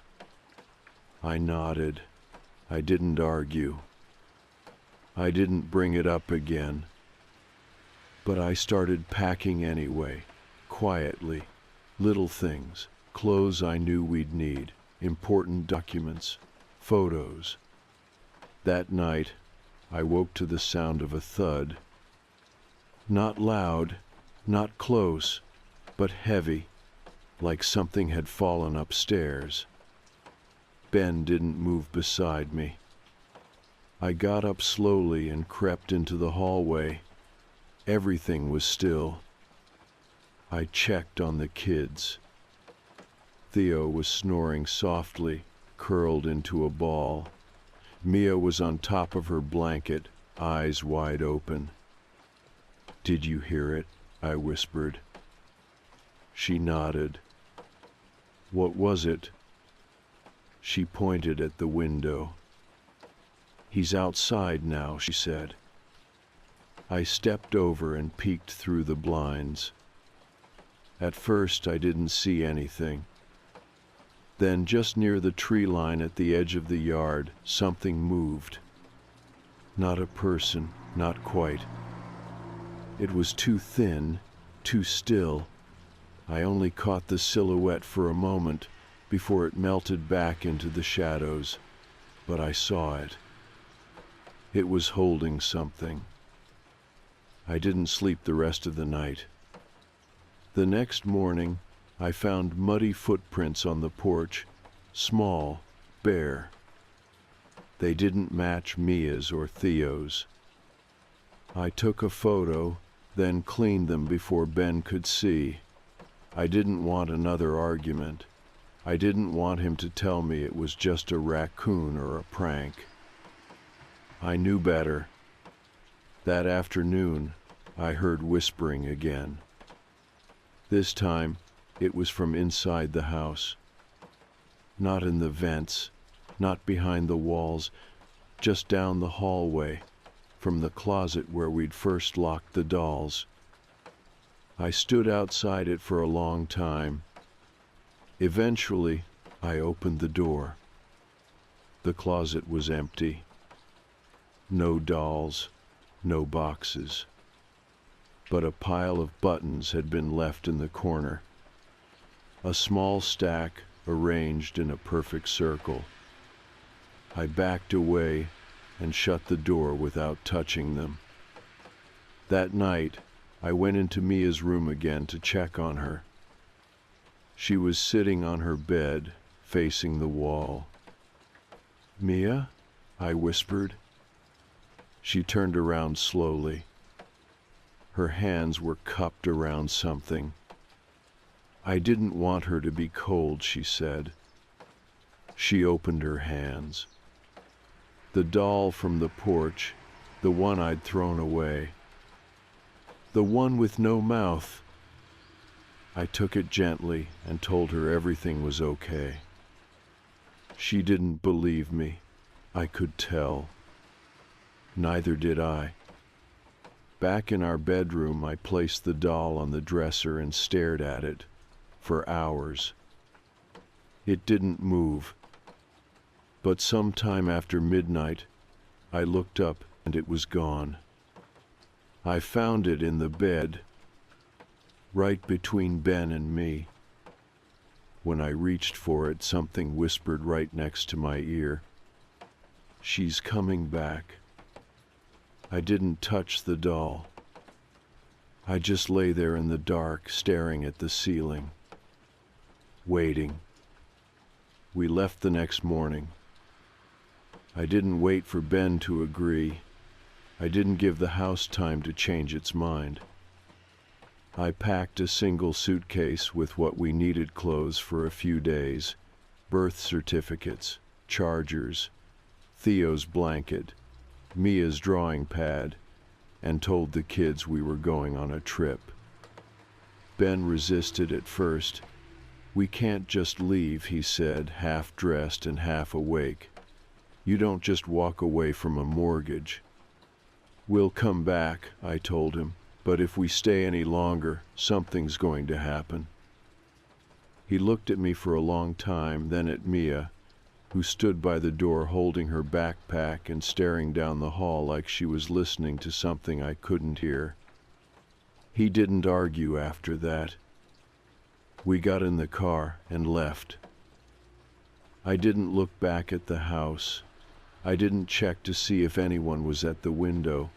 I kept my eyes on the road until the curve took us out of view. We booked a motel about 30 minutes out of town, next to a highway and a diner that smelled like burnt coffee. It wasn't much, but it felt safe. The walls were bland, the lights were bright. The air was still. I cried in the bathroom while the kids watched cartoons. Ben sat on the edge of the bed, rubbing his hands together. "You want to tell me what's going on now," he said. "Not just the dolls, all of it." I told him everything. The footsteps, the whispers, the drawings, the notes, the fact that every time I threw one away it came back. I told him about Eleanor, the girl who died in the house before us. The library records, the people online, the footprints, the buttons. I didn't leave anything out. When I finished, he didn't say I was crazy. He didn't call it stress or sleep deprivation or coincidence. He just nodded once and said, "Okay." That was enough. We stayed in the motel for 2 nights. Nothing happened. No dreams, no dolls, no whispers. I let myself believe, just a little, that we were in the clear. Then, on the 3rd morning, I went out to the car to grab a sweater I'd left in the trunk. When I opened it, something rolled forward. A doll. One I hadn't seen before. Wooden, painted by hand, small black eyes, no arms. No note, no explanation, just there. I picked it up slowly and felt a chill run down my spine, not fear exactly, more like understanding. Whatever this was, it wasn't just the house. It was the memory of it. It was us now. I didn't say anything to Ben. I didn't want to scare the kids. I wrapped the doll in a towel and drove to a local park, then buried it behind a row of trees, 6 inches down, deep enough to forget. We rented a short-term apartment in the next county. It was modern and ugly, and I loved it. No corners for things to hide, no creaky floors, no forgotten rooms. Weeks passed, then a month. Mia slept through the night again. Theo stopped clinging to my leg every time I left the room. Ben started laughing again, real laughing, not the strained kind that made you worry someone was pretending. We didn't talk about the house. Not directly, but we all avoided thrift stores, antique shops, garage sales, any place where you might find something that used to belong to someone else. I still had the journal. I kept it tucked in a locked drawer with the note and the newspaper clipping. Some nights I'd take it out and read through the pages, trying to understand what had happened. Not in a supernatural sense, just emotionally. Why us? Why that house? What it wanted? I never found an answer, not one that made sense. There was no great reveal, no family curse, no buried history waiting to be uncovered. Just a girl who had died in a room full of dolls and a house that refused to forget her. And maybe, in some twisted way, didn't want anyone else to forget either. Sometimes, late at night, I think I hear it again, that faint, papery whisper, not loud, not demanding, just there. But when I get out of bed and check the rooms, everything is still. Mia doesn't talk about Clara anymore. But every now and then, I catch her staring at the walls, like she's listening again, like there's something just beneath the paint she can almost hear. She's quieter than she used to be, not in a broken way, just watchful. A few days ago, she handed me a drawing, crayon on printer paper. It was a house, our old house, but not exactly. The yard was overgrown, the window in the doll room was open, and there were small figures in every window, tiny shapes with dark circles for eyes and no mouths. "They're still there," she said. I nodded. I didn't ask her how she knew. Last night, I opened my bedside drawer to grab my journal, and sitting on top of it was a single white button.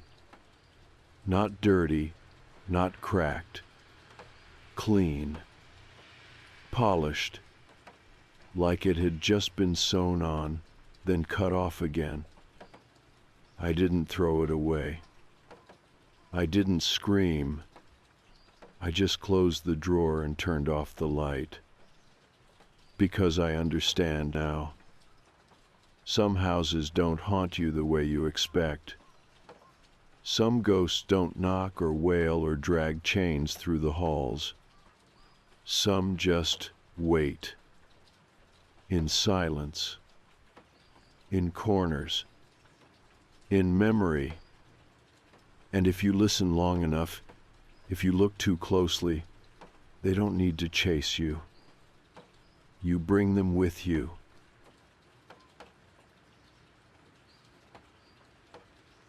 It was just past midnight when the sound started. At first, I thought it was the house settling, like the creaks and groans that come with the old floors and walls.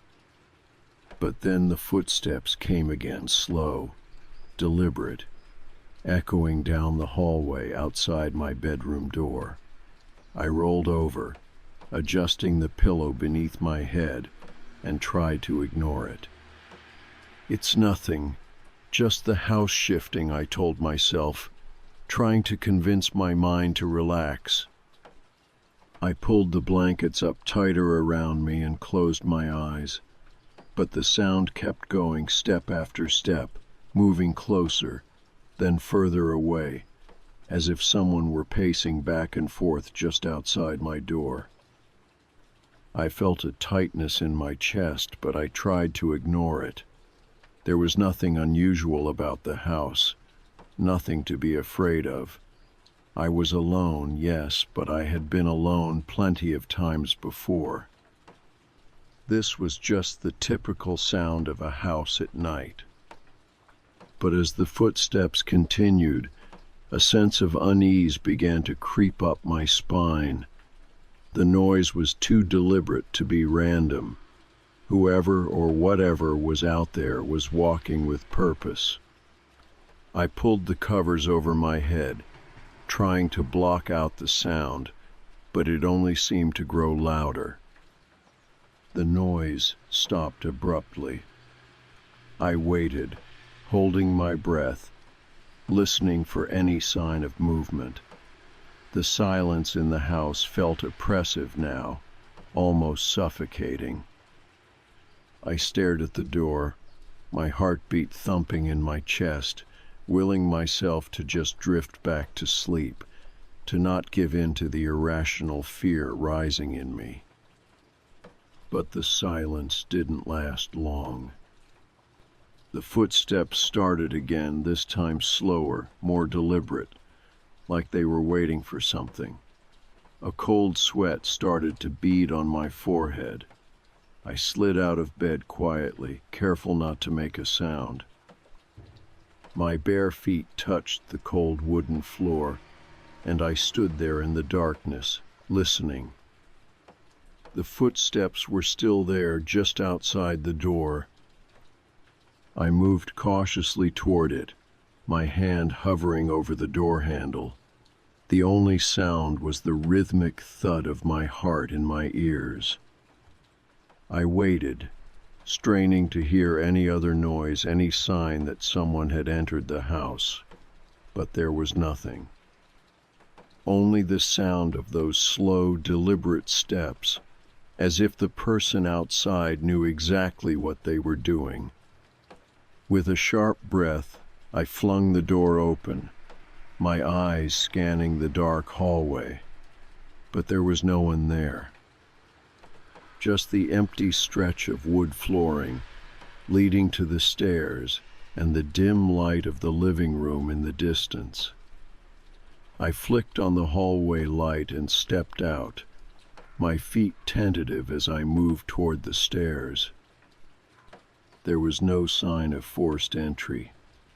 All the windows were locked, and the door had been deadbolted when I last checked. I glanced down the hallway toward the front door, which was still locked and bolted. No sign of anyone. I stood there for a moment, the unease still crawling under my skin. Maybe it was nothing. Maybe it really was the house settling. I made my way back to my room, locked the door behind me, and tried to settle back under the covers. But the thought of the footsteps, how real they had sounded, how deliberate, stayed with me. I tried to push it out of my mind, but the noise came again. Soft at first, almost like a whisper, but then louder, closer. The unmistakable sound of footsteps pacing back and forth. I squeezed my eyes shut, willing it to stop, but it didn't. It continued, moving from one side of the hall to the other, as if whoever was out there was walking in circles around my door, waiting for me to open it. I lay there, paralyzed, the fear growing in the pit of my stomach. It felt too real to ignore, too deliberate. The footsteps stopped again, and this time I didn't wait. I sprang from the bed and dashed out of the room, flipping the light switch on as I did. The hallway was empty again, just as it had been the last time, but I couldn't shake the feeling that I wasn't alone. Someone had been out there, someone who knew how to move silently, how to stay just out of sight. The silence that followed was thick, oppressive. I stood there for a long moment, my breath coming in shallow bursts. I stepped back into my room, feeling the weight of the silence pressing down on me. The fear wasn't just in the sound anymore. It was in the emptiness, the not knowing. That's when I heard it again. This time, the footsteps were accompanied by something else, a soft, almost inaudible murmur, voices, whispering. I couldn't make out the words, but I could hear the tone low and hushed, like a conversation held just outside my door. I stood frozen, my hand gripping the doorknob as the voices grew louder. There was no one in the hallway, there couldn't be, but the sound was unmistakable. The voices weren't in my head. They were out there, in the hallway, just beyond the door. My heart raced. I couldn't hear the words, but I could feel the weight of them, too close, too real. Without thinking, I stepped forward and yanked the door open again, expecting to see something, but there was nothing. The hallway was empty. The murmur stopped as soon as I opened the door, and the footsteps, the voices, everything vanished in an instant. I stood there, trembling, staring down the empty stretch of hallway. My breath was heavy, each exhale trembling, but there was nothing out of place. The lights were on. The air was still. I checked every door, every corner of the house. No one had been there. It was just me, alone. I called the police. I don't know why I thought that would make me feel better. The moment I hung up, I realized just how stupid it was to call. There was nothing they could do. The house was locked up tight. There was no sign of anyone entering, no footprints, no broken windows, no evidence. The officer I spoke to was kind, but the tone in his voice said it all. "It's probably just the house settling, ma'am." But I knew what I had heard. I wasn't imagining it. Those footsteps weren't my imagination, and those whispers weren't from my mind. There was something in this house, something watching me. The police arrived around 40 minutes later. They checked the locks, they searched the perimeter of the house, and after a thorough search, they left no one found anything. The house was still locked up tight, no sign of anyone having broken in. I stayed awake all night, lying in bed with the covers pulled tight around me, listening to every creak, every groan of the house. The house didn't settle anymore, not in the same way. It was as if it was waiting for something. The silence was louder now, thick with the promise of something that wasn't quite finished. In the morning, I checked the hallway again. I didn't hear any footsteps, no whispers, but I knew I wasn't alone. Who had been walking outside my room? Why hadn't I seen them? And most chilling of all, why were they staying just out of sight? The silence in the house felt suffocating as the hours passed. I tried to convince myself that I was just overthinking things. After all, there had to be a reasonable explanation for what had been happening. The police had checked the house thoroughly, and they'd found nothing. No sign of forced entry, no signs of anyone being in the house except for me. But something in me, something deep inside, was telling me it wasn't over. It had only just begun. That night, the house felt different. The air was heavy, like the weight of some unseen presence was pressing down on me. I lay in bed, wide awake, listening to every creak and groan of the house. The clock ticked steadily in the background, but the noise only made everything feel worse. Time seemed to stretch endlessly, each second dragging on, making me more and more uneasy. I kept thinking about the footsteps, the deliberate pacing outside my door. I couldn't shake the feeling that I wasn't alone, but there was no way in. The doors were locked, the windows sealed shut. The police had confirmed it. No one could have entered without me noticing. Yet the house still felt like it was alive, breathing, shifting around me.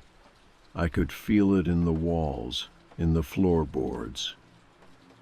It was as if the house was aware of me, aware that I had discovered something I wasn't supposed to know. But what was it? What was hidden in the shadows of this house, in the dark spaces just out of sight? The sound came again, faint at first, just a whisper of a noise that I almost convinced myself wasn't real. But then it grew louder. Slow, deliberate footsteps, the unmistakable sound of someone walking outside my door. My heart started to race as I sat up, frozen in place, my pulse pounding in my ears. I grabbed the flashlight from the nightstand, my hand trembling as I clicked it on. The beam of light cut through the darkness, but the room was still empty. No one was there. The footsteps stopped.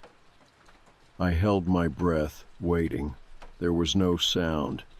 The silence in the house was deafening, like the air had been sucked out of the room. My mind raced, trying to process what I had just heard, but I couldn't make sense of it. I glanced toward the door. It was still locked. There was no way anyone could have gotten in without me noticing. I swung my legs over the side of the bed, my feet touching the cold floor. I didn't want to open the door again. I didn't want to look into the hallway and see nothing, only to feel like a fool for being scared. But I had to know. I had to see for myself. I took a deep breath and stood up, my legs unsteady beneath me. The flashlight was shaking in my hand, the beam flickering with each step I took toward the door. I slowly reached for the handle, my hand cold and clammy, and turned it. The hallway was empty. I stepped out into the dark, the beam of the flashlight illuminating the familiar stretch of wood flooring. The house was eerily quiet, but I couldn't shake the feeling that something was out of place. I moved down the hallway slowly, the light dancing across the walls, the shadows stretching and shifting as I walked. Every creak of the floorboards felt like a loud bang in the silence. I reached the stairs and hesitated, my heart hammering in my chest. The stairs led down to the main floor, to the living room. I hadn't heard anything from downstairs. But I couldn't ignore the unease gnawing at me. Something wasn't right. I stood there for a moment, listening, waiting for any sign of movement. But there was nothing. The house was still. Then I heard it again, a soft scraping sound coming from above. I froze, the flashlight trembling in my hand as I turned toward the ceiling. It sounded like someone or something was moving across the attic floor. The scraping was faint, like nails dragging across wood, but unmistakable. My breath caught in my throat. I hadn't heard that before. I knew the attic was empty. I'd checked it earlier just to be sure. There was no way anyone could be up there. I turned back toward the stairs, my instincts screaming at me to leave, to run. But my feet wouldn't move. I couldn't explain it, but I needed to find out what was happening. I had to know if I was losing my mind or if something truly was in the house with me. I made my way toward the attic door, my footsteps muffled by the carpet beneath my feet. The door was at the end of the hallway, tucked away in the corner, almost hidden from view. I reached for the handle, but before I could turn it, I heard a soft, guttural whisper. It was faint, but the words were clear. "Leave." I froze, the blood draining from my face. The voice came from behind me, from the hallway. My pulse thundered in my ears as I spun around, my flashlight shining toward the darkness, but there was no one there. I couldn't breathe. The room felt smaller now, the air thick with something oppressive. My eyes darted from one corner to the next, searching for any sign of movement, any clue that would explain what was happening. But all I saw was the empty hallway. The whisper came again, louder this time. "Leave." I didn't know who or what was speaking to me. I didn't know if it was my mind playing tricks or something far worse, but I couldn't ignore it any longer. I had to get out. I had to leave this house, no matter what it meant. I turned back to the attic door, my hand on the handle, and this time I didn't hesitate. I yanked it open, the stairs creaking as I stepped onto the first step. The attic was dark, the only light coming from the beam of my flashlight, which barely illuminated the narrow space. I couldn't shake the feeling that something was waiting for me up there, hiding in the shadows. I crept up the stairs, my breathing shallow, my heart thudding in my chest. The scraping sound had stopped, but the silence was unbearable. I reached the top of the stairs and moved slowly into the attic, my flashlight scanning the room. Boxes were piled against the walls, old furniture covered in dusty sheets, but there was nothing else. Nothing. The attic was empty.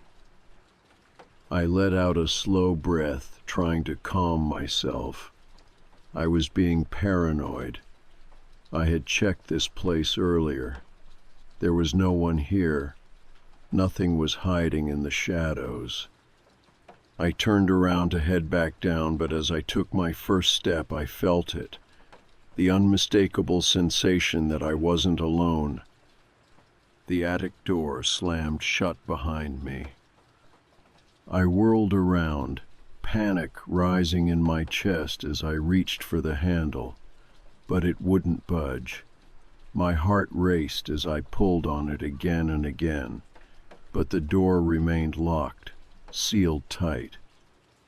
The silence around me was deafening, suffocating. I couldn't explain what was happening, but I knew one thing for sure. I wasn't alone in this house. Something was watching me.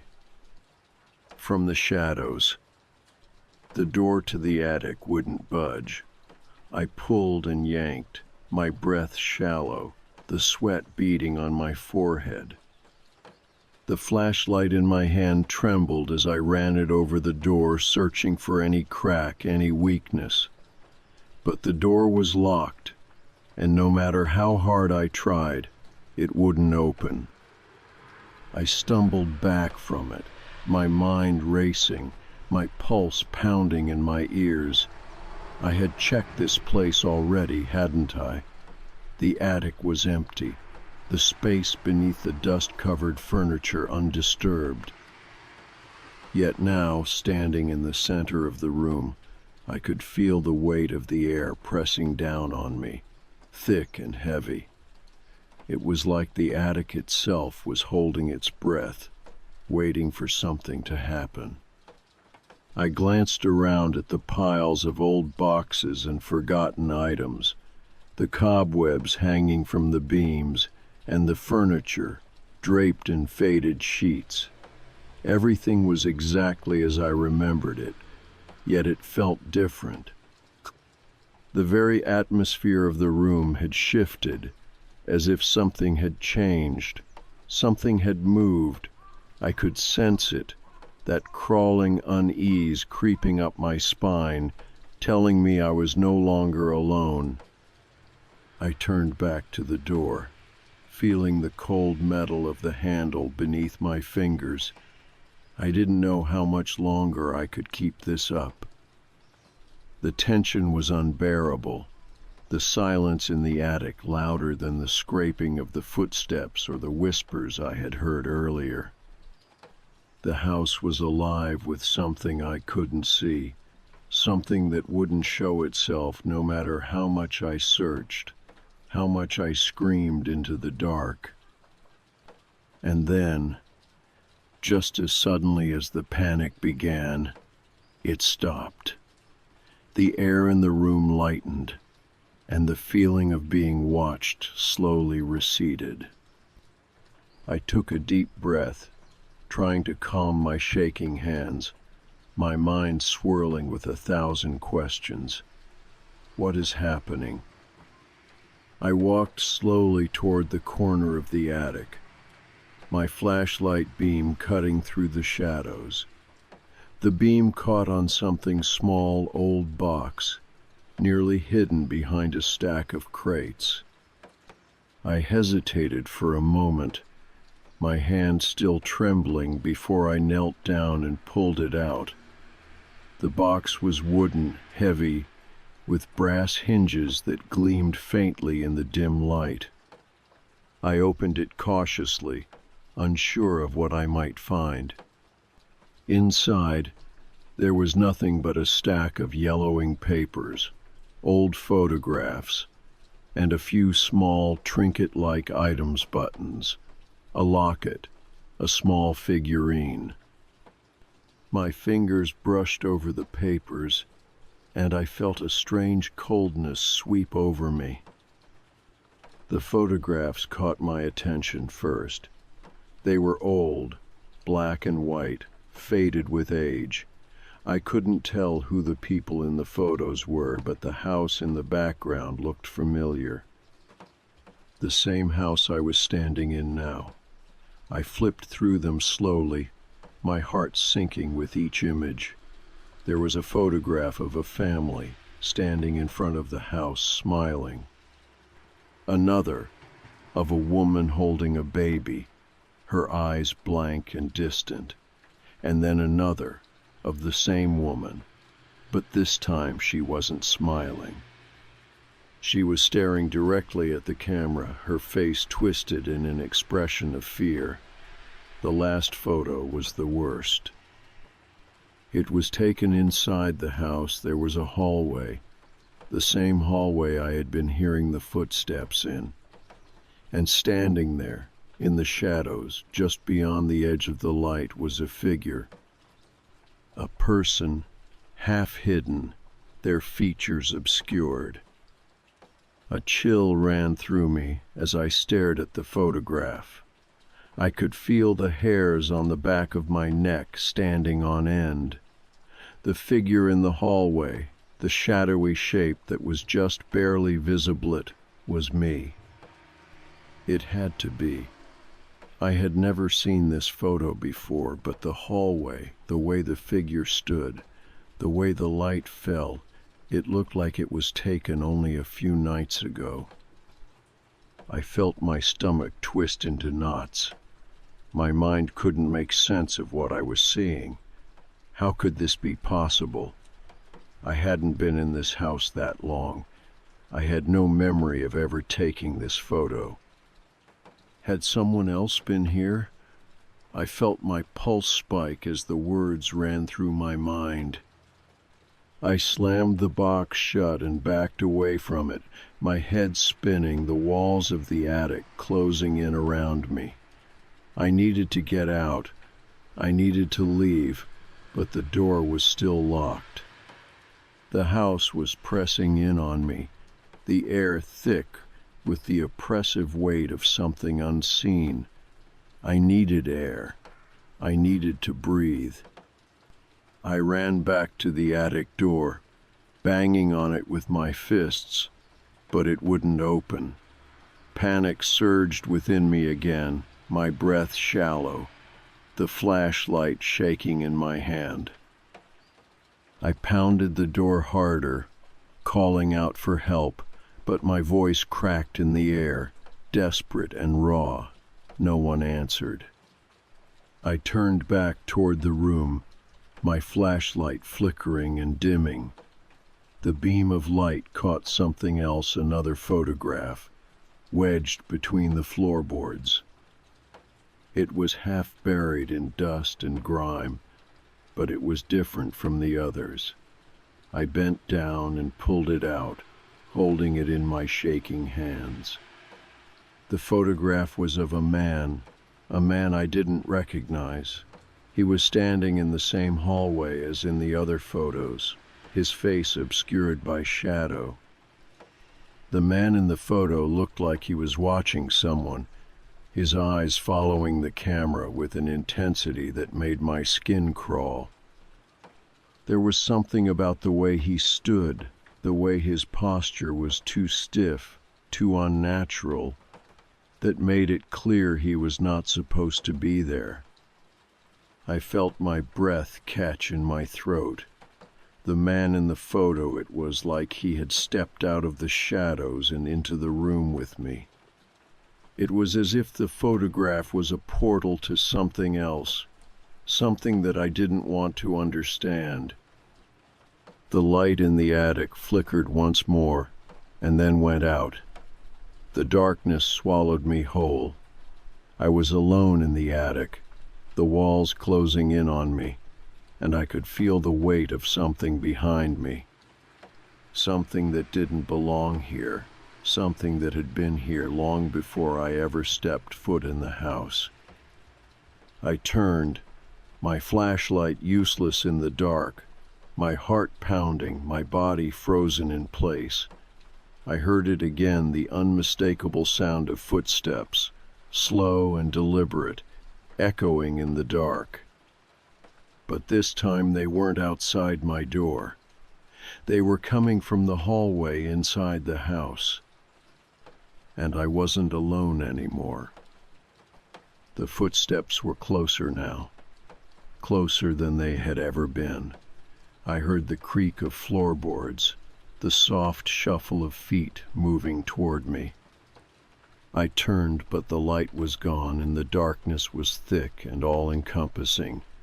The air felt colder now, a sharp, biting chill that cut through the stillness of the room. Then, just as I thought I couldn't bear it any longer, I heard the whisper, "Leave." It wasn't a voice I recognized. It was low, guttural, a sound that didn't belong in this house, in this world. The words were clear, but the tone was something else, something ancient, something that carried a warning. I couldn't breathe. My heart was a wild drum in my chest. I reached for the door handle again, my hand numb, but the door was still locked. I wasn't going to make it out, not like this, not alone. Something was waiting for me in the dark, something that would never let me leave. I backed up slowly, feeling the cold walls of the attic pressing in on me. The footsteps were still coming, closer now. The air felt too thick, too heavy, as if it had been saturated with fear, making it harder to breathe. The whispering, too faint to be clear, seemed to float on the air, just beyond my reach. But it was there, moving in the silence like a dark promise. "Leave." The voice was louder now, clearer. It wasn't my mind playing tricks. It was real. Something was out there, moving in the shadows of the house, and it wasn't about to let me go. My heart was pounding, my breath ragged as I stumbled backward. The flashlight had died, its light no longer flickering, just leaving me in absolute darkness. The attic felt suffocating, the air stagnant, the quiet so deep it was deafening. I could almost feel the weight of whatever was watching me pressing down, lurking in the blackness, just out of sight. I slammed my palm into the attic door, desperate to open it, but it refused to budge. The cold metal handle mocked me, a barrier between me and escape. I turned, panicked, my mind searching for a way out, but the attic was so small, filled with old furniture, boxes, and dusty sheets. I couldn't think. I couldn't process what was happening. My thoughts were scrambled, my survival instincts warring with the paralyzing terror that threatened to swallow me whole. The footsteps stopped. For a moment, I thought maybe I was imagining it. Maybe it was just my mind playing tricks, making shadows out of the light. Maybe I had dreamed the whole thing, the photos, the voices, the creeping sensation of being watched. But deep down, I knew it wasn't a dream. I knew what I had heard, what I had seen, and what was waiting for me. And then I heard it, the scrape of nails across the floor, a dragging sound, the unmistakable noise of something or someone moving across the floorboards. The hairs on the back of my neck stood up, and I turned quickly, but still nothing. The space in front of me was empty, the shadows clinging to the corners of the room. The air was colder now, a chill that seeped deep into my bones, freezing me in place. I couldn't wait any longer. I had to get out. I didn't care how.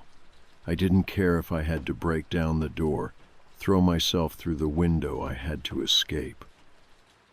I ran to the corner of the attic, searching frantically for something, anything, to break the door open. There were crates stacked high, dusty sheets draped over old furniture, but none of it would help me. I needed to get out. I needed to leave. And that's when I saw it.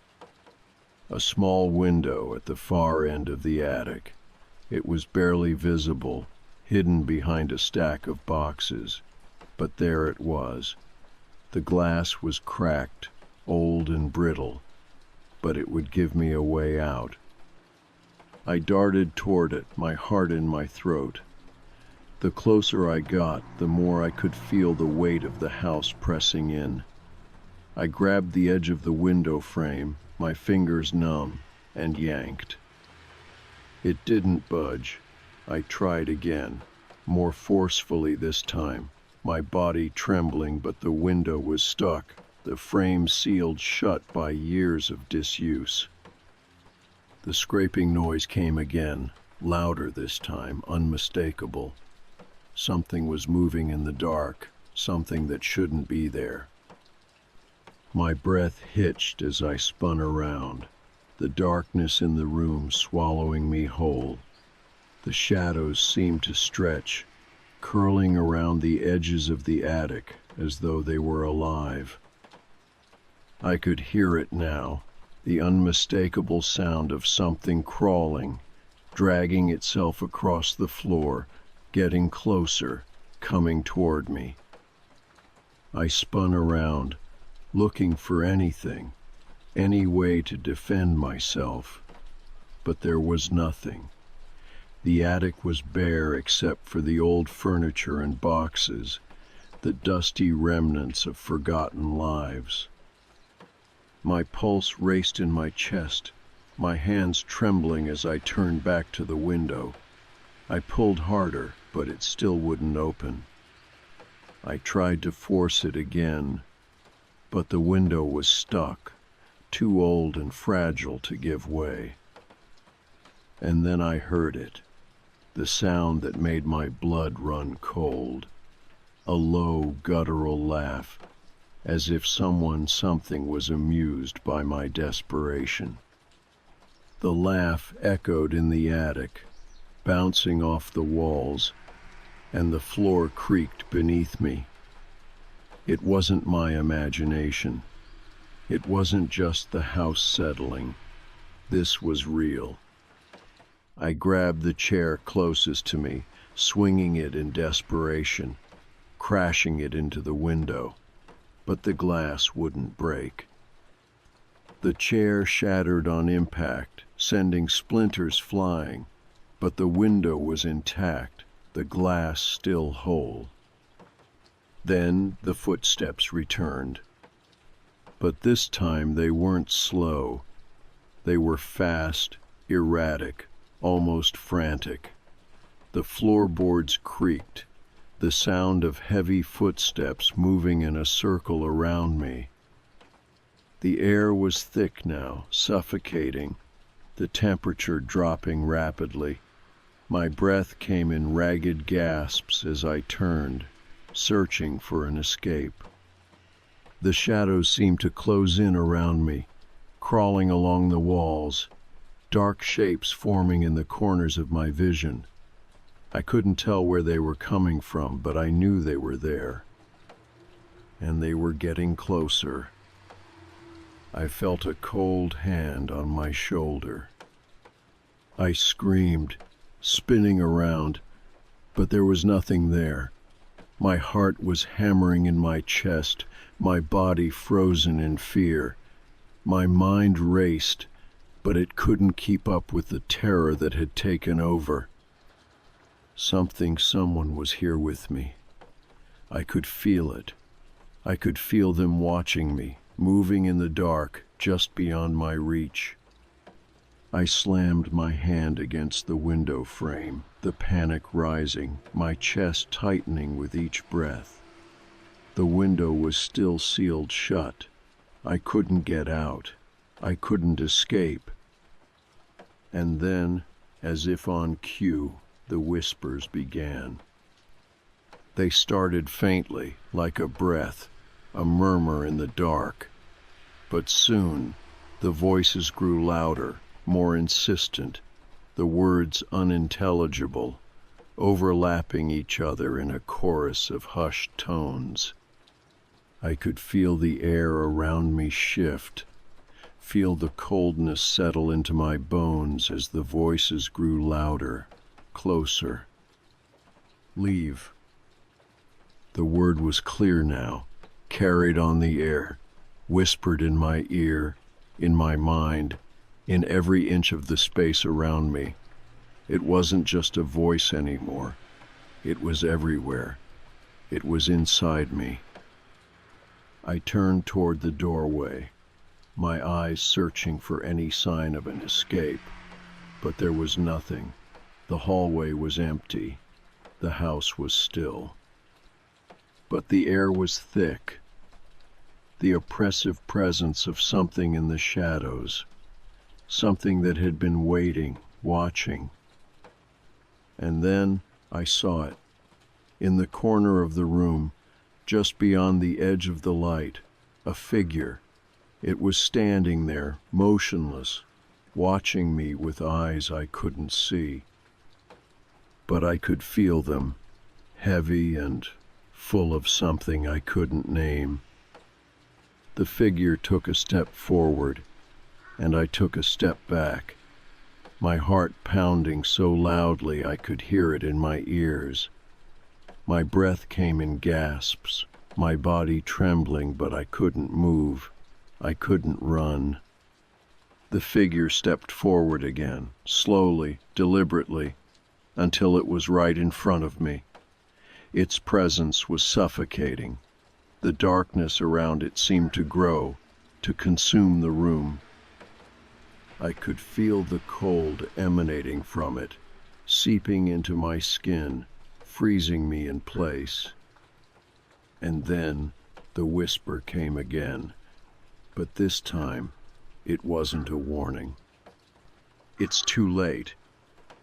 The words wrapped around me like chains, holding me in place as I felt the darkness closing in, consuming everything I knew, everything I was. And I understood. It wasn't me who was being hunted. It was the house itself. And now it had me.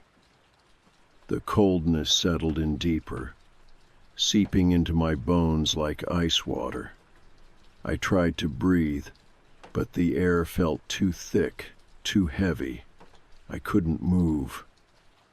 The darkness around me seemed to stretch on forever, wrapping me in its suffocating grip.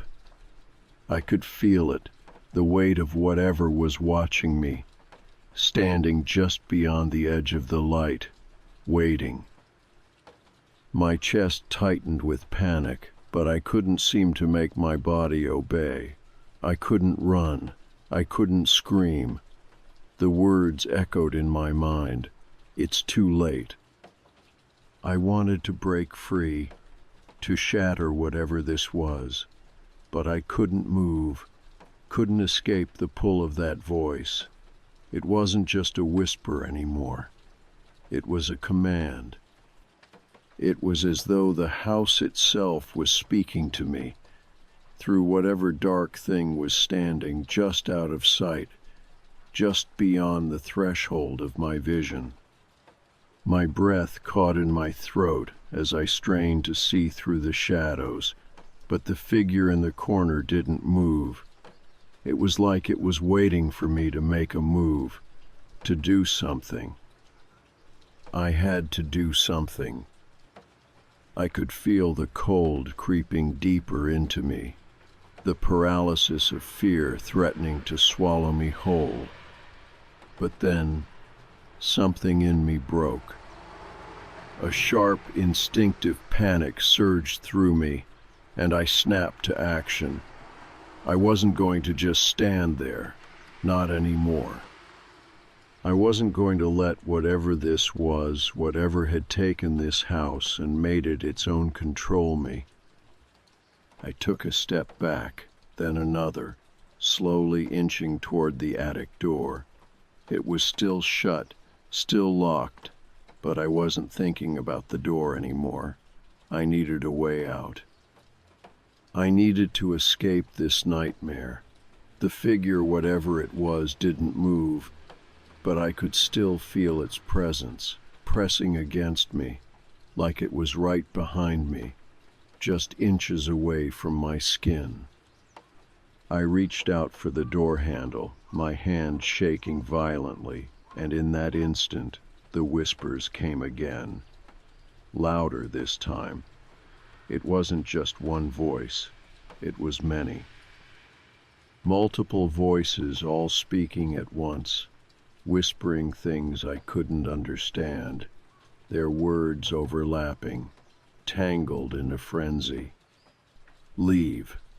The voice that had spoken earlier came again, clearer now. But it wasn't the same voice. It wasn't just the house or the thing in the shadows. It felt like something else was speaking. Something older. You can't leave. I spun around, desperate to see, to understand. My flashlight flickered once, then died. The darkness swallowed the room entirely. I was in complete blackness now, my senses overwhelmed by the oppressive silence and the feeling that something was closing in. The air seemed to pulse, as if the house itself was breathing alive and aware of me.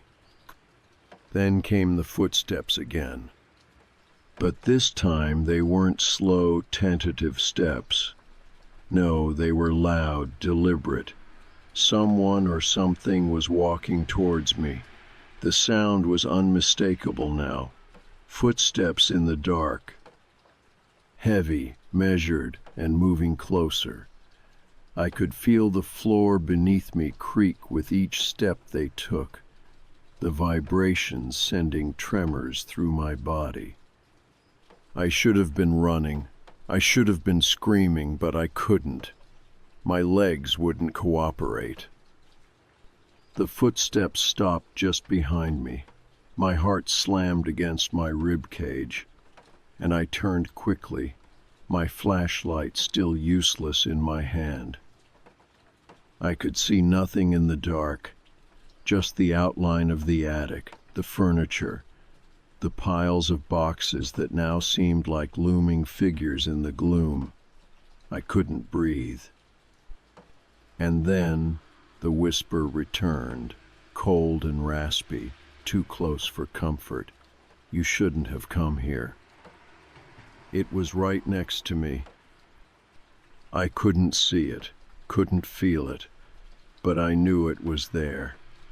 Something in the space between my thoughts, in the very air around me, told me it was. I wanted to scream, to shout, to throw myself against the door and break it down, but my body was paralyzed. It was like I was stuck in a web of fear, caught in its trap, unable to escape. The floor creaked again, but this time it wasn't the sound of footsteps. No, this time it was something else. The sound was softer, more sinister. Something was moving, dragging itself across the floor. The scraping sound was unmistakable. Something was crawling toward me, closer and closer, until I could feel its presence, like a cold wind brushing against my skin. I could hardly breathe. I pressed my back against the door, desperate for something to break the hold this place had on me. But there was nothing, no escape, just the scraping. And then the sound stopped. Silence. I tried to force myself to speak, to say something, anything, but no words came. My throat felt dry, tight. My head spun. The darkness around me pressed in, crushing, suffocating. I felt the weight of it. I knew it was waiting for me, but I had no idea what it wanted, no idea why it was so determined to keep me here in this house, why I couldn't leave. And then, from the darkness, a voice came again, clear and distinct. "You'll never leave." I snapped toward it, my heart hammering in my chest. This time, I could almost feel the voice pressing into my mind. It wasn't just spoken aloud. It was inside me now, tangled with my thoughts, running through my veins, pulsing in time with my blood. It wasn't just a voice, it was a presence, a consciousness. Something ancient and powerful, something that had been here long before I stepped foot in this house. I staggered forward, reaching for the door, my hand fumbling at the handle, but it still wouldn't open. I was trapped. I was trapped inside this house with whatever had been hiding here, waiting for me. The whispering came again, and this time it wasn't just in my ears. It was in my mind, my very thoughts twisted, tangled in a nightmare. The voices were growing louder, more frantic. I couldn't escape it. I couldn't make it stop. "Leave, leave, leave." The words repeated over and over in a relentless, maddening loop, until my head felt like it was going to explode. I collapsed to the floor, my hands pressed against my ears, but the words still came, still clawing at my thoughts, still pulling me under.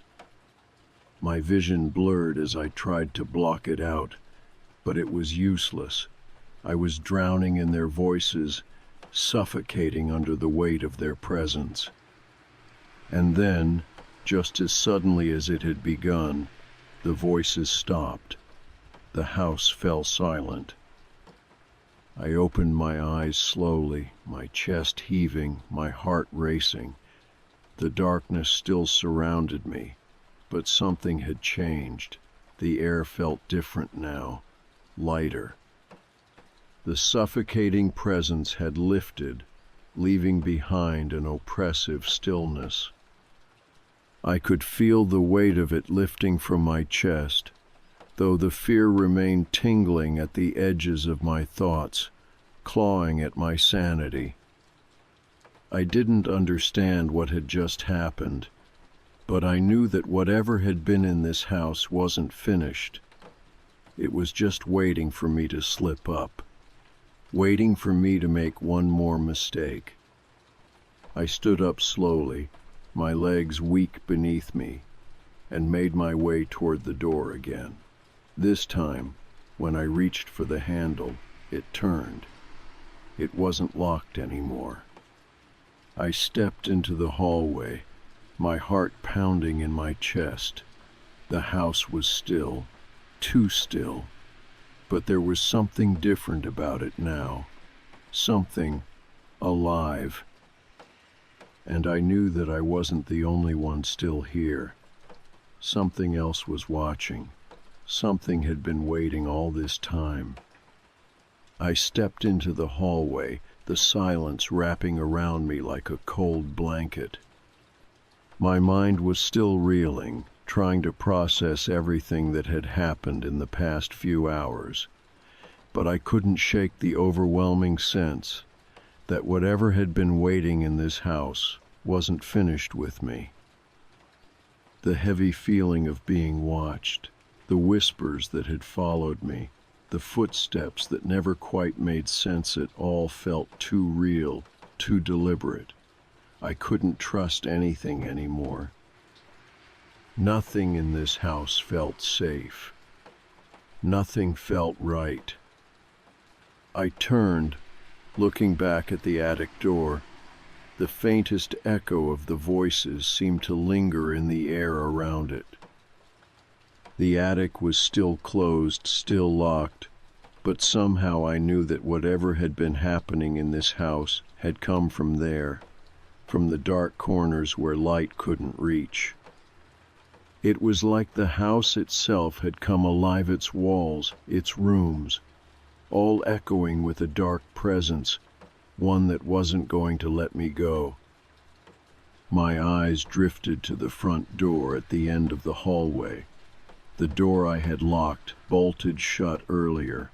I hadn't heard anything since the voices had stopped, but something in me told me it was too quiet now. The kind of quiet that preceded something worse. I moved toward the door slowly, cautiously, my heart racing. Every step felt like I was walking through quicksand, too slow, too heavy. The floor creaked beneath me, and my pulse shot up with each sound.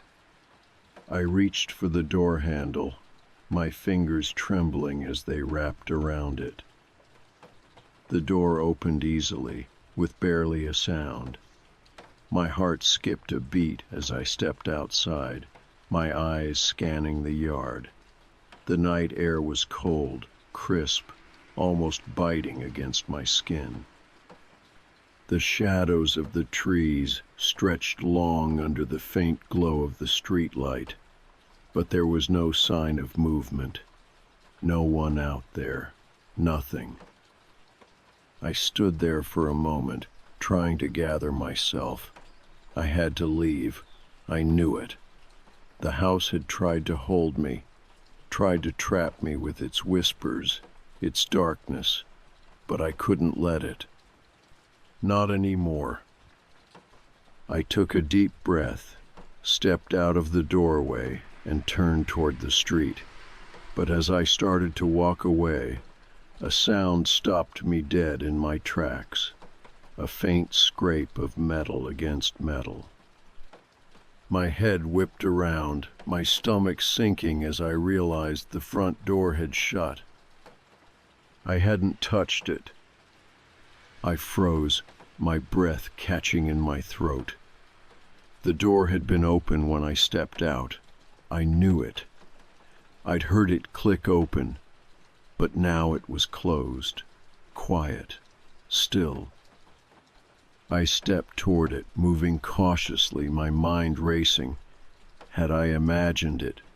But as I reached for the handle, the hairs on the back of my neck stood on end. The door was locked again, just like it had been before. I reached for my phone, my hands trembling as I dialed the number for the police once more. They had already been here, already checked the house, but it didn't matter. Something was still in there. Something I couldn't see, something that was keeping me from leaving. The phone rang and rang, but there was no answer. I didn't have time to waste. I turned back to the door and shoved against it with all my strength. It didn't budge. I slammed into it again, this time with more force, but the door held firm. My panic surged, flooding my veins with adrenaline. I felt like I was suffocating, trapped in a house that refused to let me leave. The air grew thick again, and I could hear the faint sound of footsteps coming from somewhere deep inside the house. They were coming closer, step by slow, deliberate step. I pushed harder against the door, but it wouldn't move. The steps were getting closer now, closer to the front, to where I stood. I could almost hear the scrape of shoes on the floor, soft and measured. I backed away slowly, my breath coming in ragged gasps. The footsteps stopped just behind me. I spun around, my flashlight flickering as I aimed it down the hallway. But there was no one there. I could feel it, though.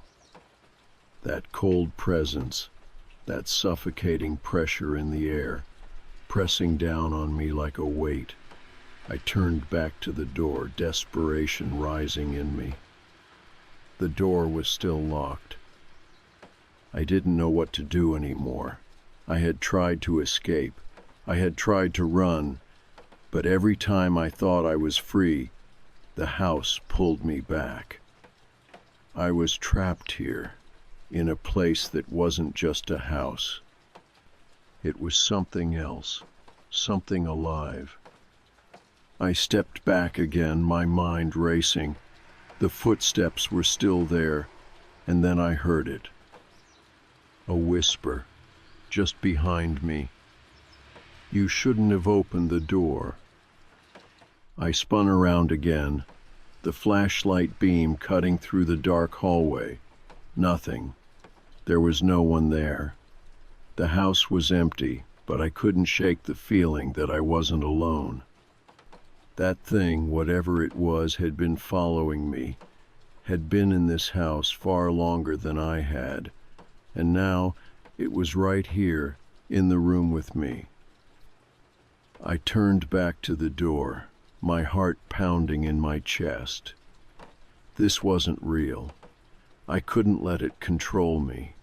I couldn't let it trap me here forever. I grabbed the doorknob again and turned. This time it opened. The door was unlocked.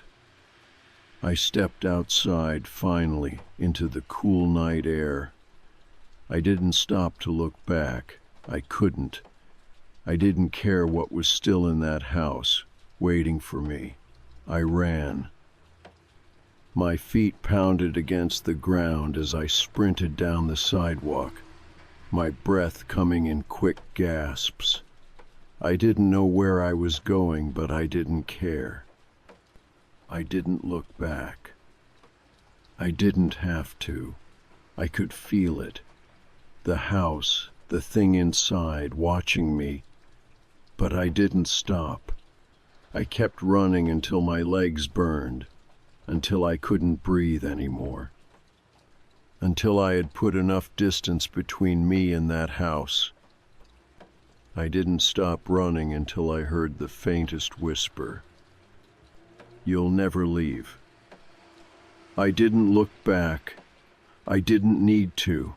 It wasn't over. I knew that. Whatever had been in that house, it wasn't done with me. But for now, I was free. For now, I was out of its reach. And that was all that mattered.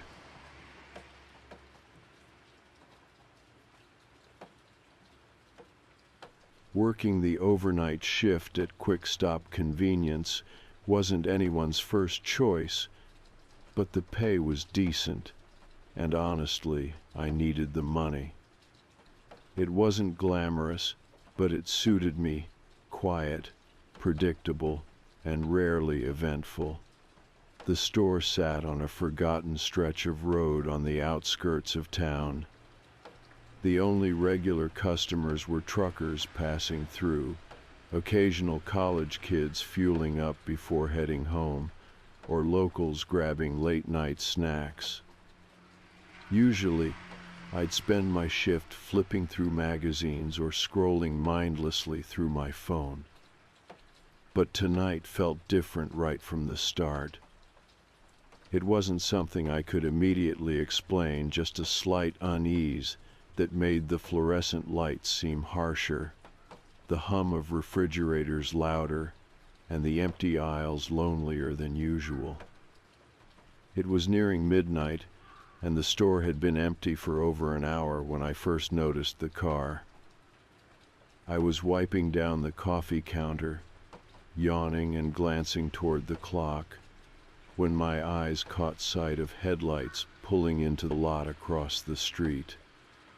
At first, I assumed it was just someone stopping to check directions or take a call. They parked with their engine off, the lights quickly dimming into darkness. Through the window, I could just barely make out the silhouette of someone sitting in the driver's seat. It was hard to see clearly, The streetlight outside had been flickering for weeks, and the darkness swallowed everything beyond the store's own parking lot. I tried to shrug it off. People parked there occasionally, maybe they'd stopped for a nap or a break from driving. But as I stocked shelves, my eyes kept drifting back to that car. 10 minutes passed, then 20, and the vehicle remained completely still. The shadowy figure inside never moved as far as I could tell, just sat there, watching. Unease crept slowly into my chest. My coworker, Amber, had told me stories about people acting strange during her shifts. Usually I brushed off her tales as paranoia or boredom, but tonight I suddenly wished I'd paid more attention. I told myself there was nothing to worry about, but my instincts disagreed. By 1 a.m., I was genuinely unsettled. I wanted to call someone, maybe Amber, but it felt silly. What would I even say? That someone parked across the street wasn't doing anything at all, and somehow that was frightening me. Instead, I distracted myself by rearranging candy bars and counting the cash in the register for the third time. But no matter what I did, the nagging feeling wouldn't leave. Every few minutes my gaze wandered back to the car, half expecting it to vanish. It never did. The silence inside the store grew unbearable, amplifying every tiny sound, the creaking of floorboards beneath my feet, the quiet buzz of lights, even my own breathing. I turned on some music, choosing something upbeat to drown out the quiet, but it didn't help. My eyes constantly drifted back to the dark figure across the street, now becoming more visible as my vision adjusted.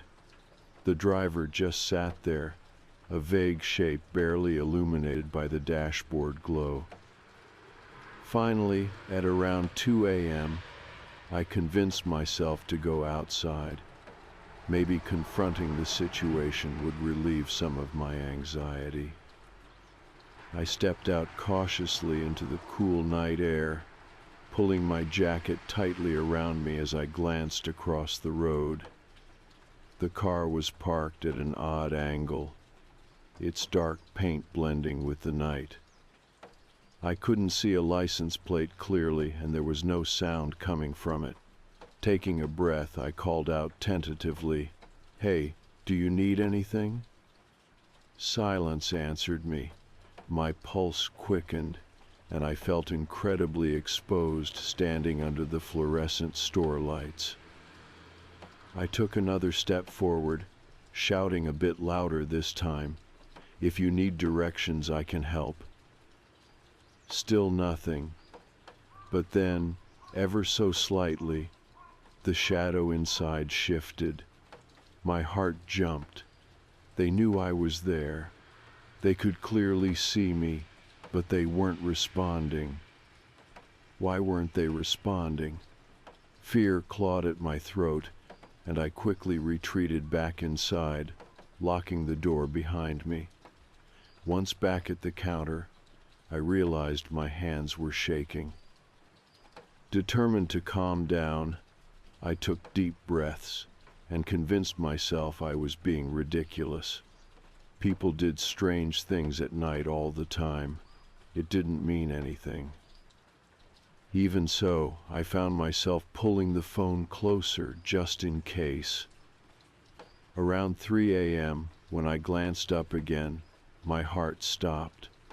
The car's headlights suddenly flicked on, flooding the road with harsh white light.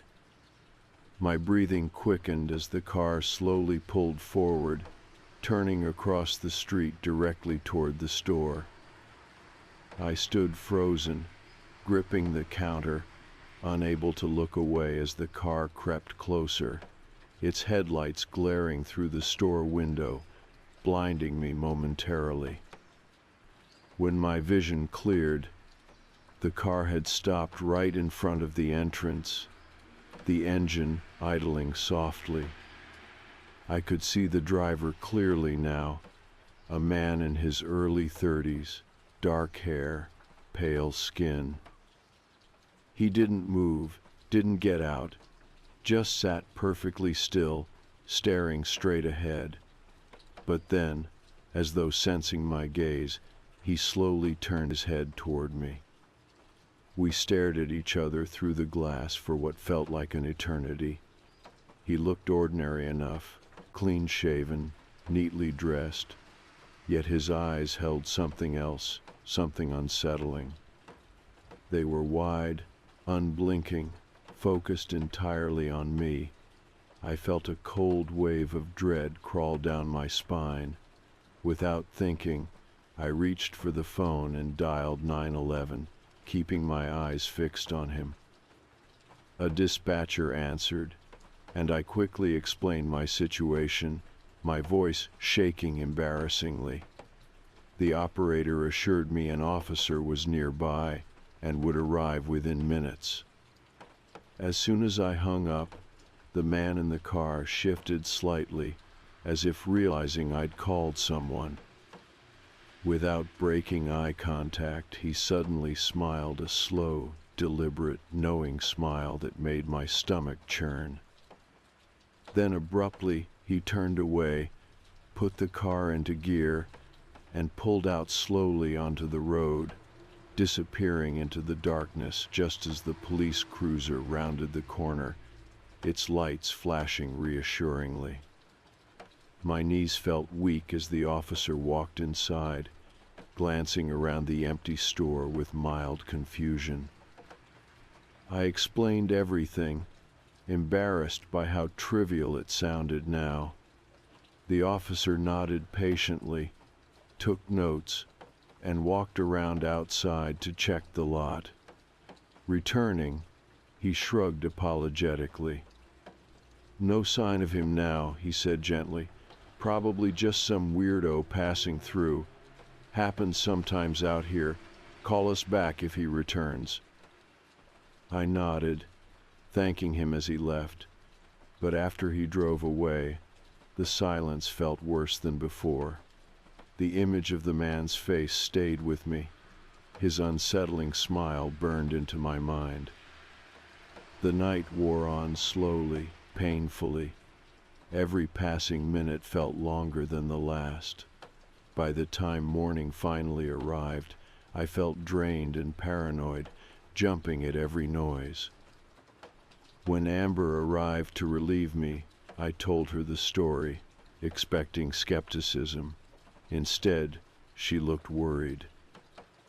"You should be careful," she said softly. "Sometimes they come back." I drove home in silence, Amber's words echoing in my mind, mixing with the stranger's smile. My gut told me this wasn't over yet. And as much as I wanted to dismiss my fear, a deeper instinct warned me Amber might be right. Because sometimes they do come back. The following night, I arrived at the quick-stop convenience store with a lingering sense of unease. The events of the previous shift had left me shaken, and I couldn't shake the image of the man in the car, his unsettling smile etched into my memory.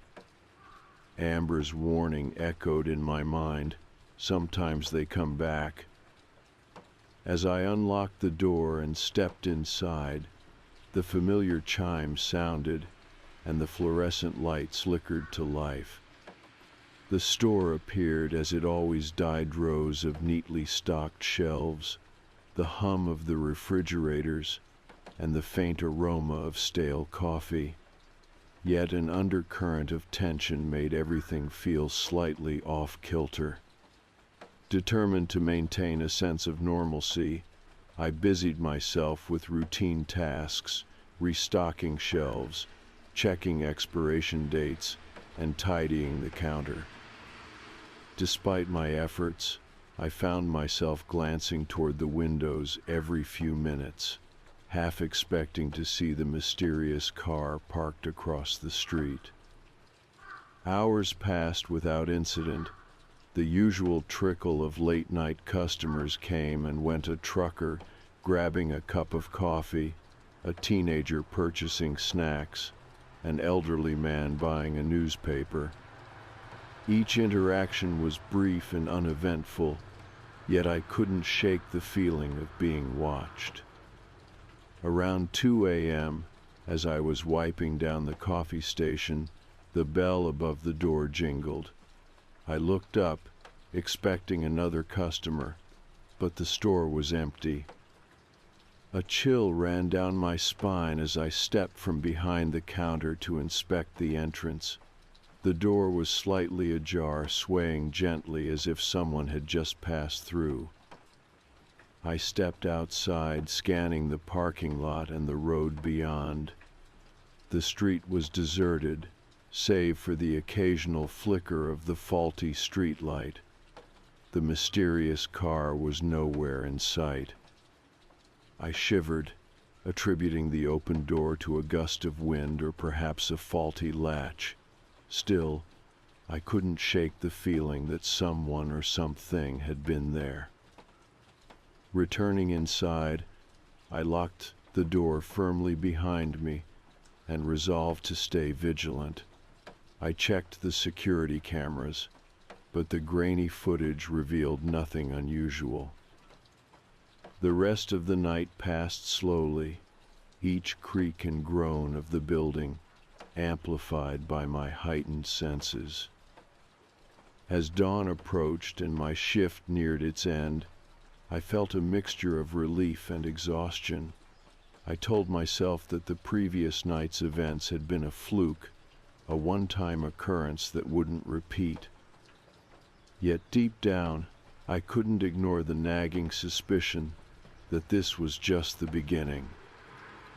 Over the next few shifts, the sense of unease persisted. Though the mysterious car didn't reappear, I couldn't shake the feeling of being watched. Shadows seemed to linger longer than they should, and the store's once comforting hum now felt oppressive. I found myself jumping at the slightest sound, my nerves frayed from sleepless nights and constant vigilance. One evening, as I was organizing the cigarette display behind the counter, the phone rang. I picked up, expecting a customer inquiry or perhaps a call from Amber. Instead, there was silence on the other end. I listened intently, straining to hear any background noise, but there was nothing, just an eerie, suffocating silence. "Hello?" I said cautiously. "Is anyone there?" Still, no response. I was about to hang up when I heard it, a faint, almost imperceptible whisper. The words were indistinct, but the tone was chilling, sending a jolt of fear through me. "Who is this?" I demanded, my voice wavering. The whispering ceased, replaced by the abrupt click of the call disconnecting. I stood there, the receiver still pressed to my ear, heart pounding. The rational part of my mind told me it was likely a prank call, but deep down, I knew better. Determined not to let fear consume me, I tried to focus on my tasks. Yet, as the night wore on, the oppressive atmosphere grew heavier. The store's fluorescent lights flickered intermittently, casting unsettling shadows that danced along the walls. The hum of the refrigerators seemed to grow louder, almost as if they were whispering just beyond the edge of hearing. Around 3:30 a.m., as I was restocking the refrigerated section, I heard a soft tapping on the glass. I froze, every muscle in my body tensing. The tapping continued, rhythmic and deliberate. Slowly I turned toward the source of the sound. There, Pressed against the glass of the front window was a handprint, pale and distinct. Beyond the glass, the parking lot was empty. A surge of adrenaline propelled me forward. I grabbed the nearest object, a metal mop handle, and approached the window cautiously. The handprint was still there, stark against the glass. I scanned the area outside, but there was no sign of anyone. I locked the door, double-checking it this time, and retreated behind the counter. My hands trembled as I gripped the mop handle, my eyes darting around the store, searching for any sign of movement. The minutes dragged on, each one stretching into eternity. Just as I began to convince myself that I was overreacting, the power went out. The store was plunged into darkness, the only illumination coming from the faint glow of the emergency exit sign. The hum of the refrigerators ceased, leaving an unsettling silence in its wake. I fumbled for my phone, using its flashlight to navigate. The beam cut through the darkness, casting elongated shadows that seemed to shift and move. I made my way to the back room, where the circuit breaker was located. As I reached for the breaker, I heard it, a low, guttural whisper, emanating from the darkness behind me. The whisper froze me in place, my hand trembling as it hovered over the circuit breaker. The darkness pressed in around me, thick and suffocating, making each breath feel harder than the last. I strained to listen, my heartbeat pounding in my ears. Had I really heard something, or was my imagination spiraling out of control? I stood there, motionless, afraid even to breathe too loudly. Silence returned, heavy and oppressive. Maybe it was nothing. Maybe the whisper was just a trick my exhausted mind played on me. Carefully, I flipped the main switch on the breaker panel, holding my breath as the lights flickered back to life. The store returned to its familiar hum and glow, momentarily banishing the darkness. I exhaled slowly, trying to convince myself everything was fine. Yet the relief didn't last long. Returning to the main store area, I saw something that made my stomach tighten with dread. The front door was wide open, swinging slightly on its hinges. Panic surged through me. I was sure I'd locked it, I remembered clearly, pulling the bolt into place after seeing that eerie handprint on the window.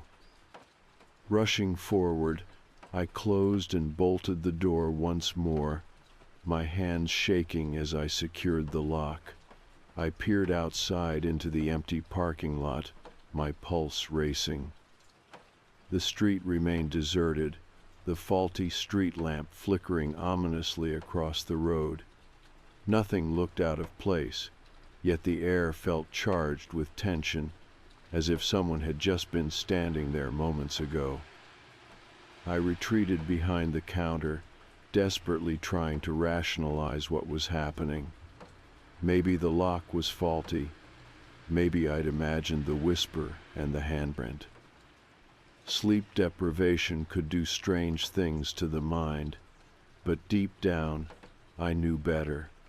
Something was wrong, horribly wrong, and my gut told me this was far from over.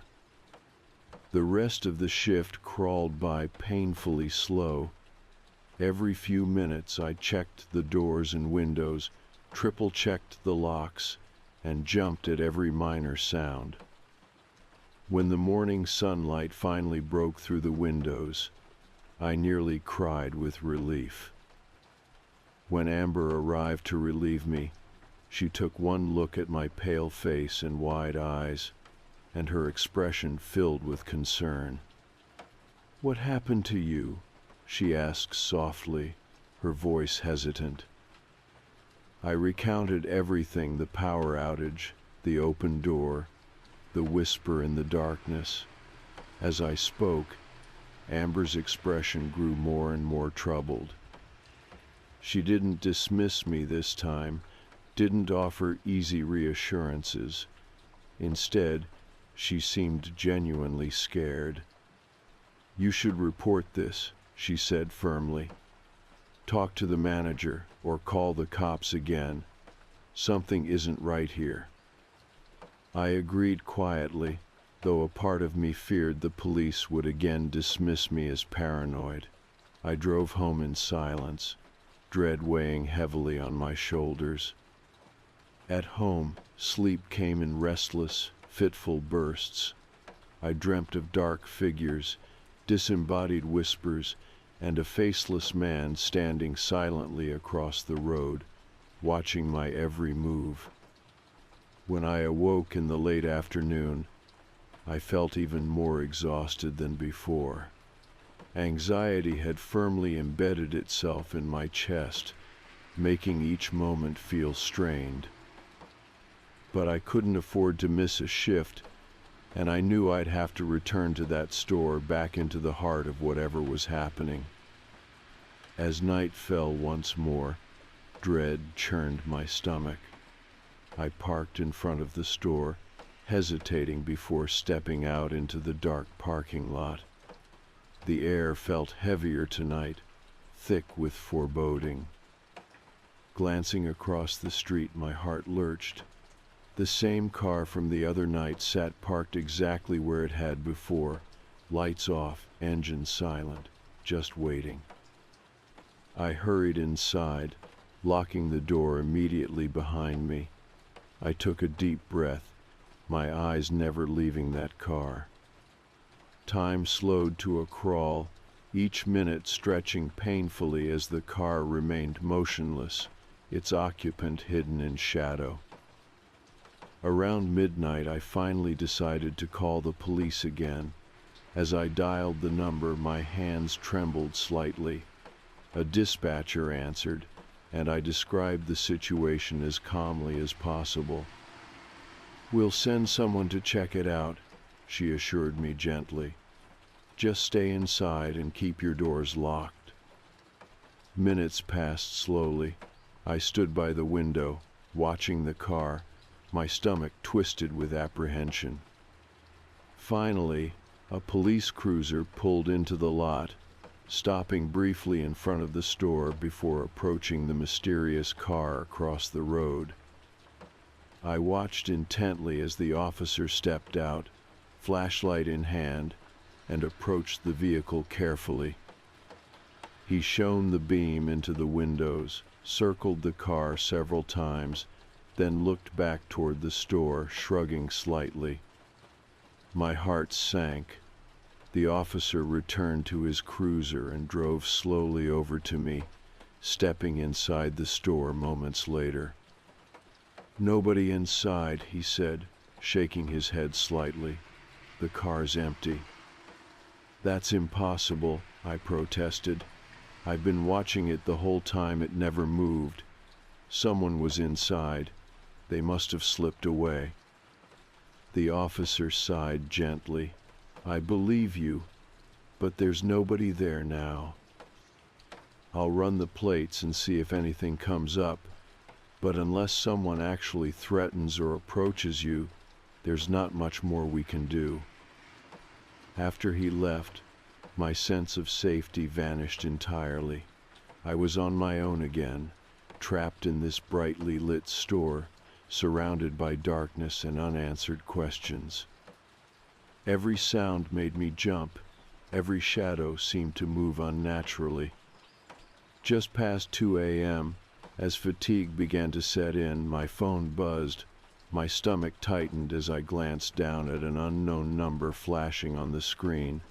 Hesitantly, I answered, heart pounding. "Hello?" Silence greeted me again, just like before. Then faintly, I heard breathing, slow and deliberate. "Who is this?"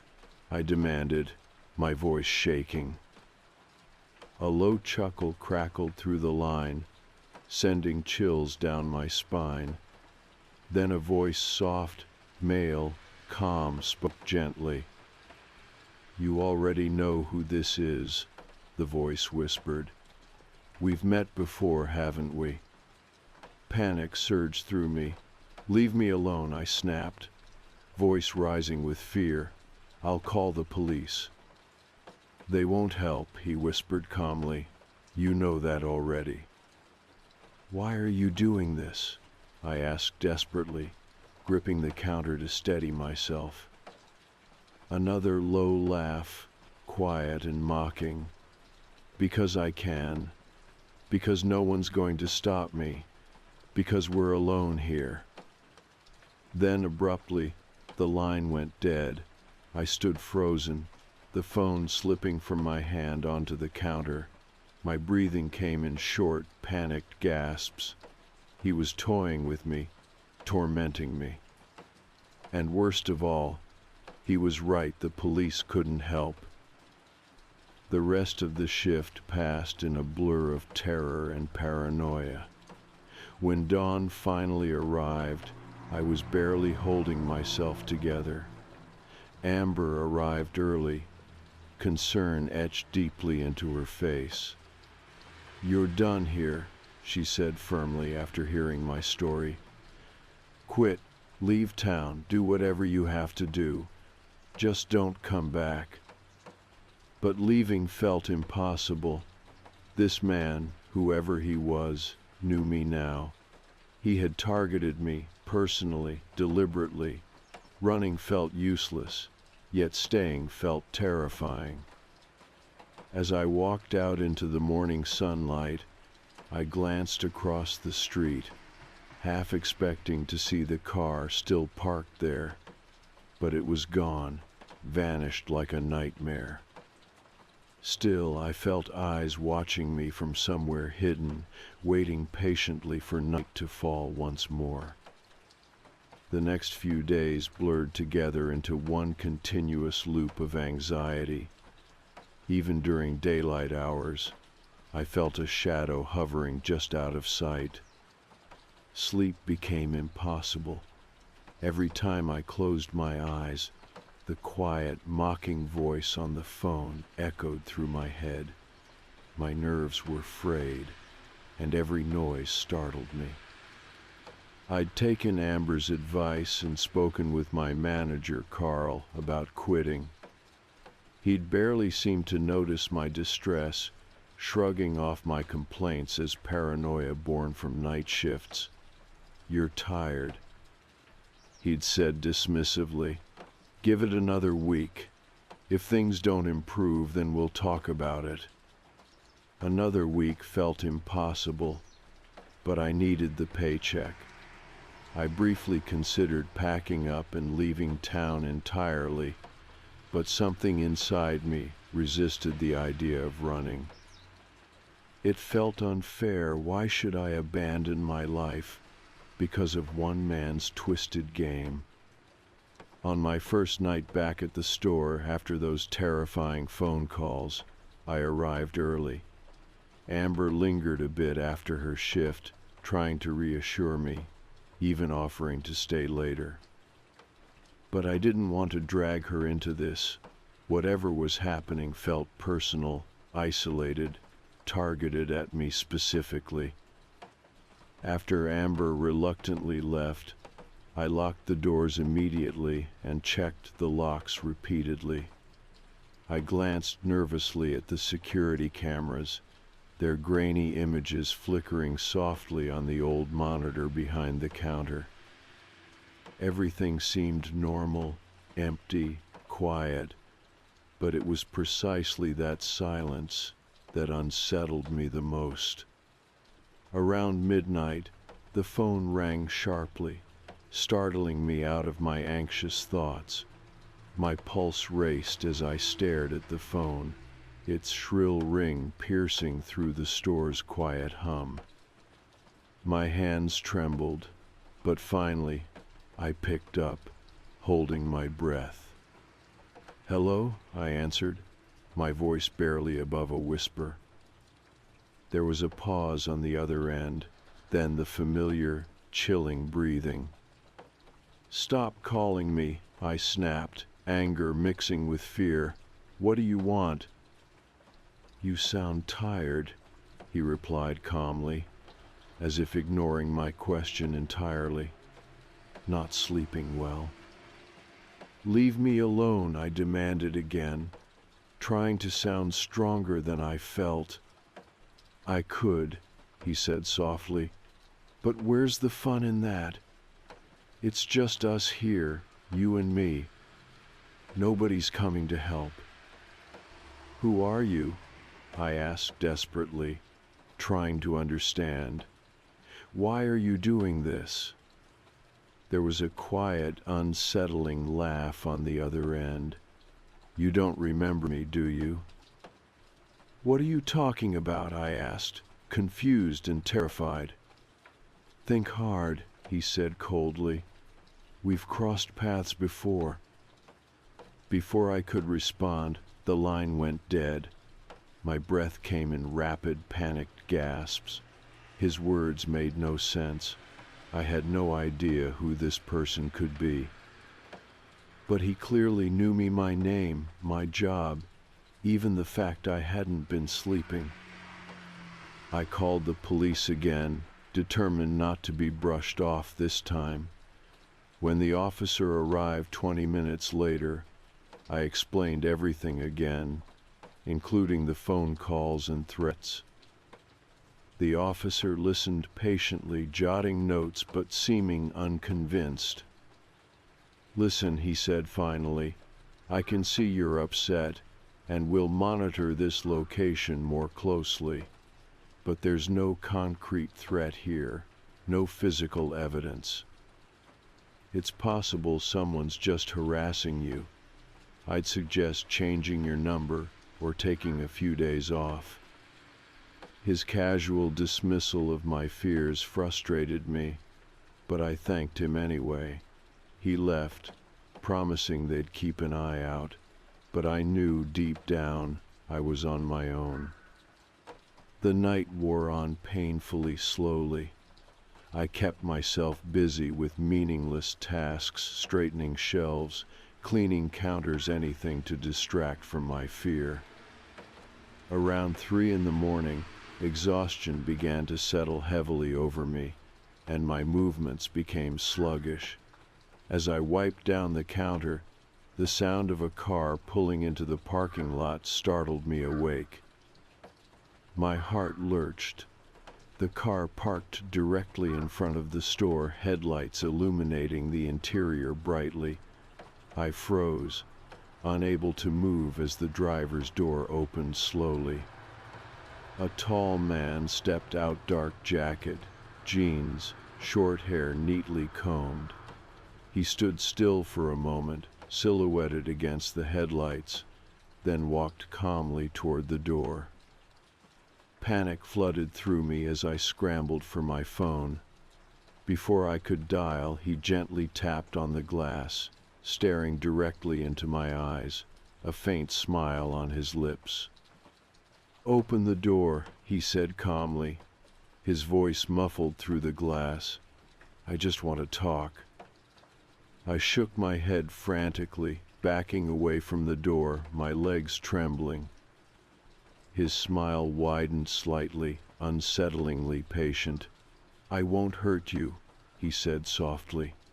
"Just open the door. It'll only take a moment." "I've called the police," I shouted, hoping he'd leave.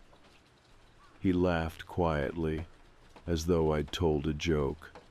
"They won't get here in time, and even if they did, they'd never catch me." Suddenly, his expression turned serious, his eyes intense, focused. "You really don't remember, do you?" My mind raced desperately. Had I seen this man before? Had we met, spoken, crossed paths? I racked my memory, but nothing came to mind.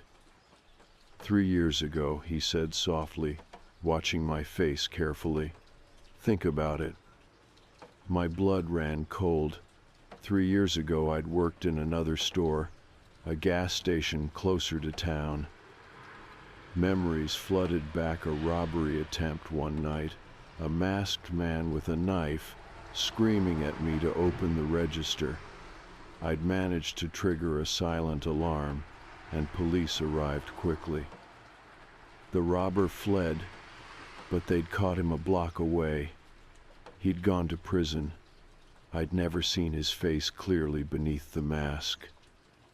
I stared at him, realization dawning painfully. It was you? He nodded slowly, eyes narrowing. You sent me away.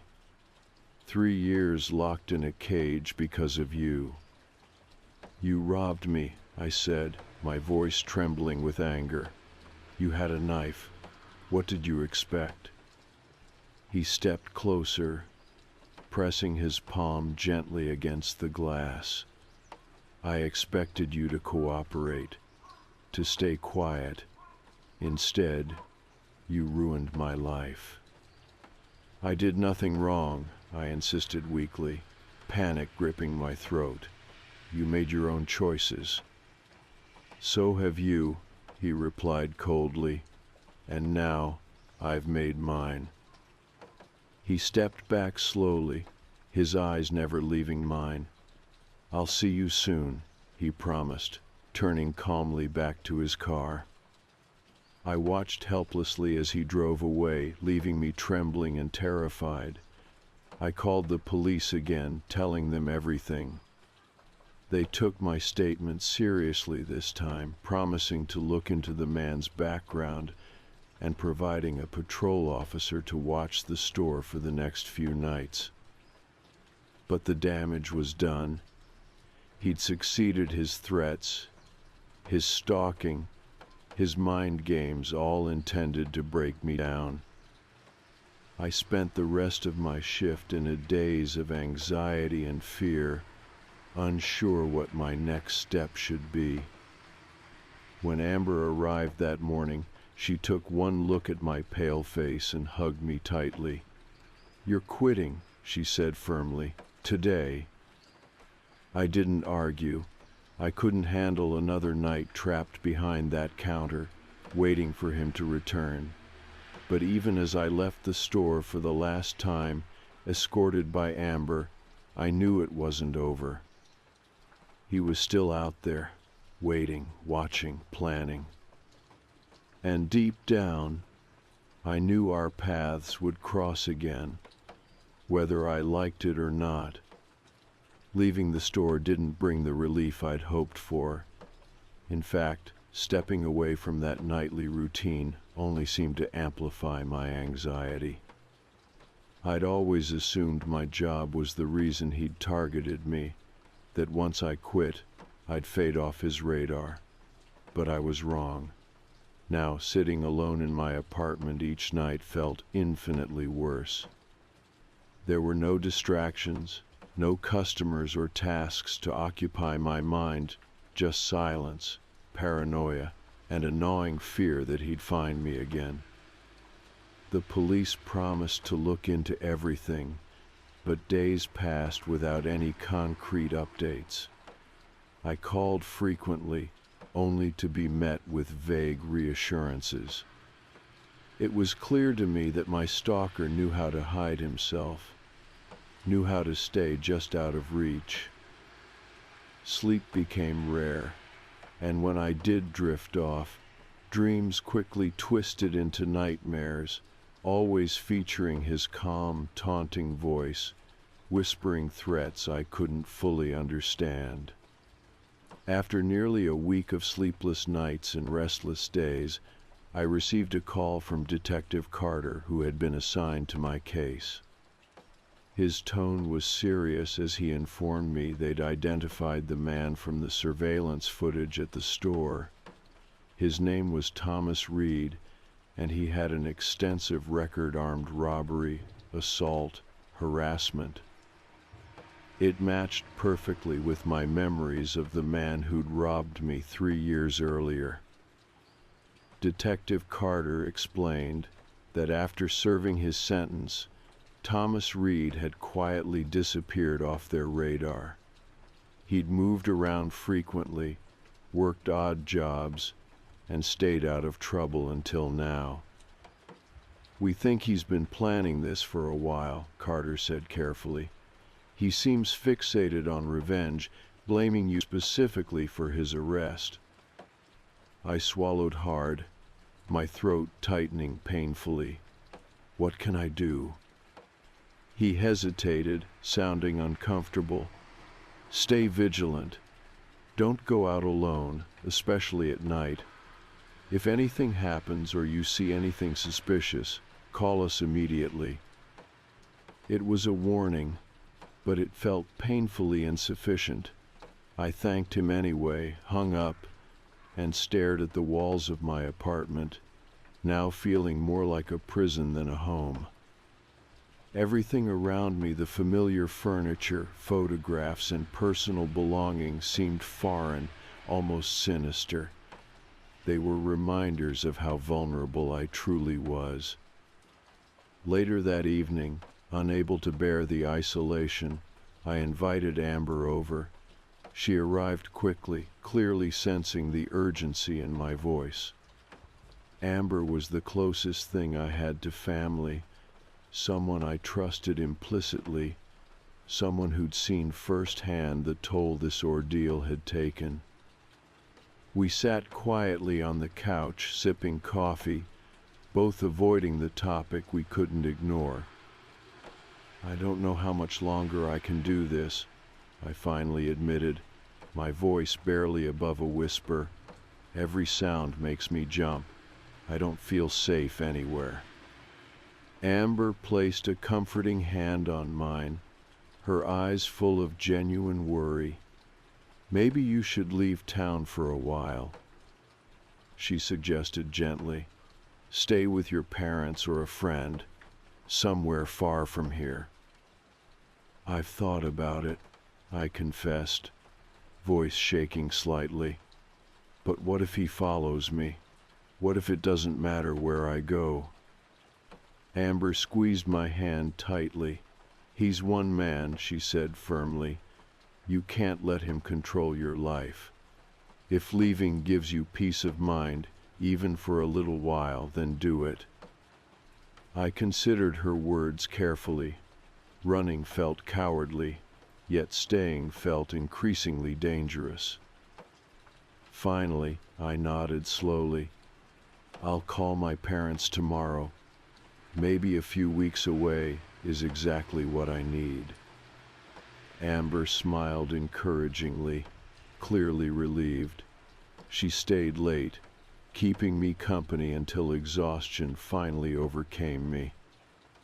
When she left, she hugged me tightly, promising to check in first thing tomorrow morning. Alone again, I double-checked all the locks, drew the curtains tightly shut, and tried to prepare myself for sleep. As the apartment grew silent around me, my anxiety surged. Despite my exhaustion, sleep felt impossible.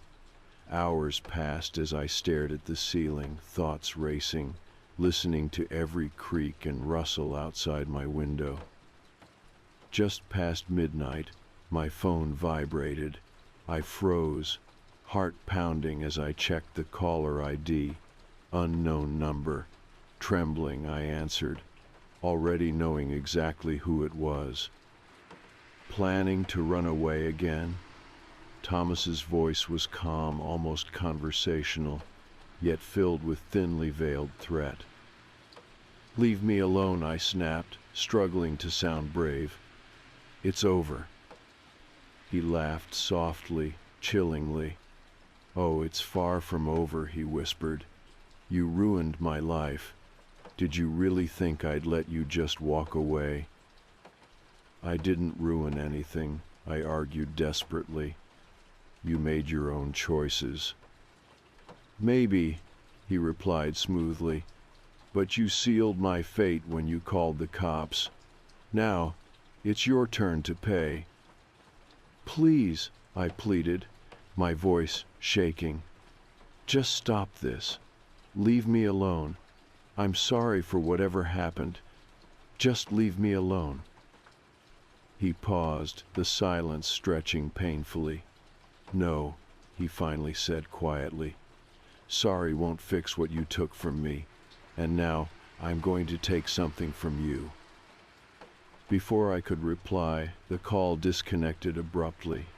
Panic surged through me as I jumped from bed, rushing toward the front door to triple-check the locks again. My hands shook violently as I fumbled with the deadbolt, testing it repeatedly. Minutes ticked by slowly. I stood by the door, listening intently. Nothing seemed out of place, yet fear wouldn't loosen its grip on me.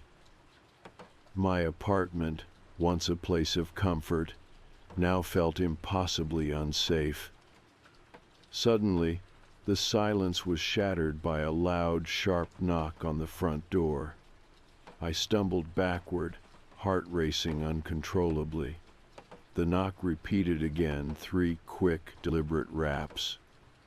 Terrified, I grabbed my phone, immediately dialing 911 as I retreated toward the bedroom, locking the door behind me. As the dispatcher picked up, I quickly explained the situation, my voice frantic. "Please hurry," I begged. "He's here." She assured me help was on the way and told me to remain calm and stay hidden. But seconds later, a loud crash echoed through the apartment, the front door splintering open. Thomas was inside. My blood ran cold and I crouched down, hiding behind the bed, desperately listening for any sign of movement. His footsteps echoed softly through the living room, slow and deliberate, heading directly toward my bedroom. He knew exactly where I was. "Come out," he called softly, his voice calm and terrifyingly patient. "There's nowhere to hide now." I remained silent, biting my lip hard enough to draw blood. My breathing came in panicked gasps, my heart feeling like it would explode from my chest. He paused right outside the bedroom door. "Last chance," he said, softer now. "This doesn't have to end badly." Sirens wailed faintly in the distance, growing louder every second. Relief surged briefly before fear took hold again. Would they get here in time? Thomas seemed to hear them too, letting out a sigh of frustration. "Next time," he said simply, his voice cold. I heard him retreating quickly, his footsteps fading through the apartment and out into the hallway beyond. Moments later, police burst into my apartment, weapons drawn. They found me still hiding, shaking uncontrollably behind my bed. Thomas was long gone, vanished into the night. They promised extra protection, constant patrols, and surveillance around my building, but I knew none of that mattered now. Thomas had made his point clearly. I wasn't safe anywhere, not even in my own home. He would come again, and next time the police might not arrive in time. I sat in the middle of my wrecked apartment, feeling utterly hopeless. Running seemed pointless. Staying seemed suicidal. Thomas had stripped away every sense of safety and control, leaving only fear in his wake. And as the officers gently questioned me again, one thought consumed me entirely. He wasn't done yet, not by a long shot. The aftermath of Thomas breaking into my apartment shattered what little security I had left. The police presence intensified around my building. Every few hours a patrol car would circle the block, its lights briefly illuminating my living room window. Detective Carter insisted I move temporarily to a safer location, offering a place in a motel downtown with constant police surveillance. Reluctantly, I agreed. I packed my things quickly, stuffing essentials into an overnight bag, barely glancing at the apartment I'd once called home. It now felt cold, invaded, permanently stained by fear. As the officer escorted me to the waiting patrol car, Amber ran up to meet me, her expression filled with worry and guilt. "I'm so sorry," she whispered, gripping my hand tightly. "I wish I'd done more." "It's not your fault," I assured her weakly. "This was his doing, not yours." Amber hugged me fiercely before the officer gently guided me into the car. I watched my apartment fade into the distance, silently wondering if I'd ever feel safe again. The motel room was small, plain, and impersonal, exactly what I'd expected. For the next few days, I rarely left the room, subsisting on cheap takeout and caffeine to stay awake. Every sudden sound, every shadow moving past the window sent adrenaline surging through my veins. The phone calls had stopped, but somehow the silence was worse. It meant Thomas was out there somewhere, waiting for the right moment. By the third day, the isolation became unbearable. I needed fresh air, a moment to clear my head. With permission from Detective Carter, who assured me officers would watch closely, I stepped outside into the afternoon sunlight. It felt good to breathe fresh air, to see ordinary people going about their lives. For a few minutes, I allowed myself the illusion of normalcy. But as I walked toward the small cafe across from the motel, my phone vibrated sharply. I glanced down, dread instantly tightening my throat.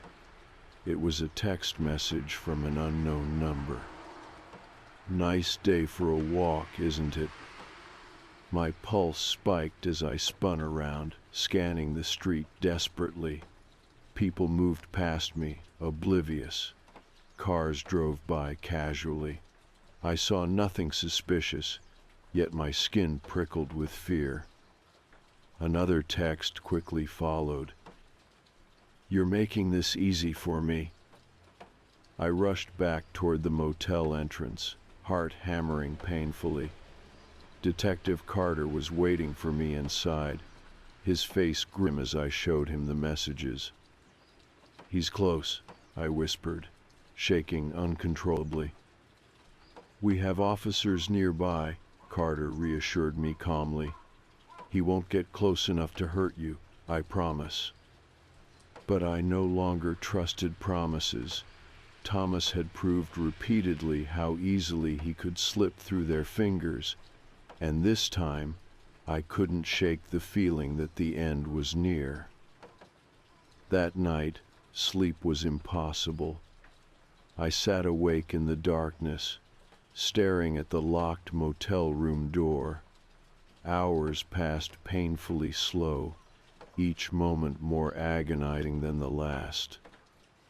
Around midnight, the quiet was shattered by a sharp knock at my door. I froze, panic gripping my chest tightly. "It's Detective Carter," came a reassuring voice from outside. "We caught him."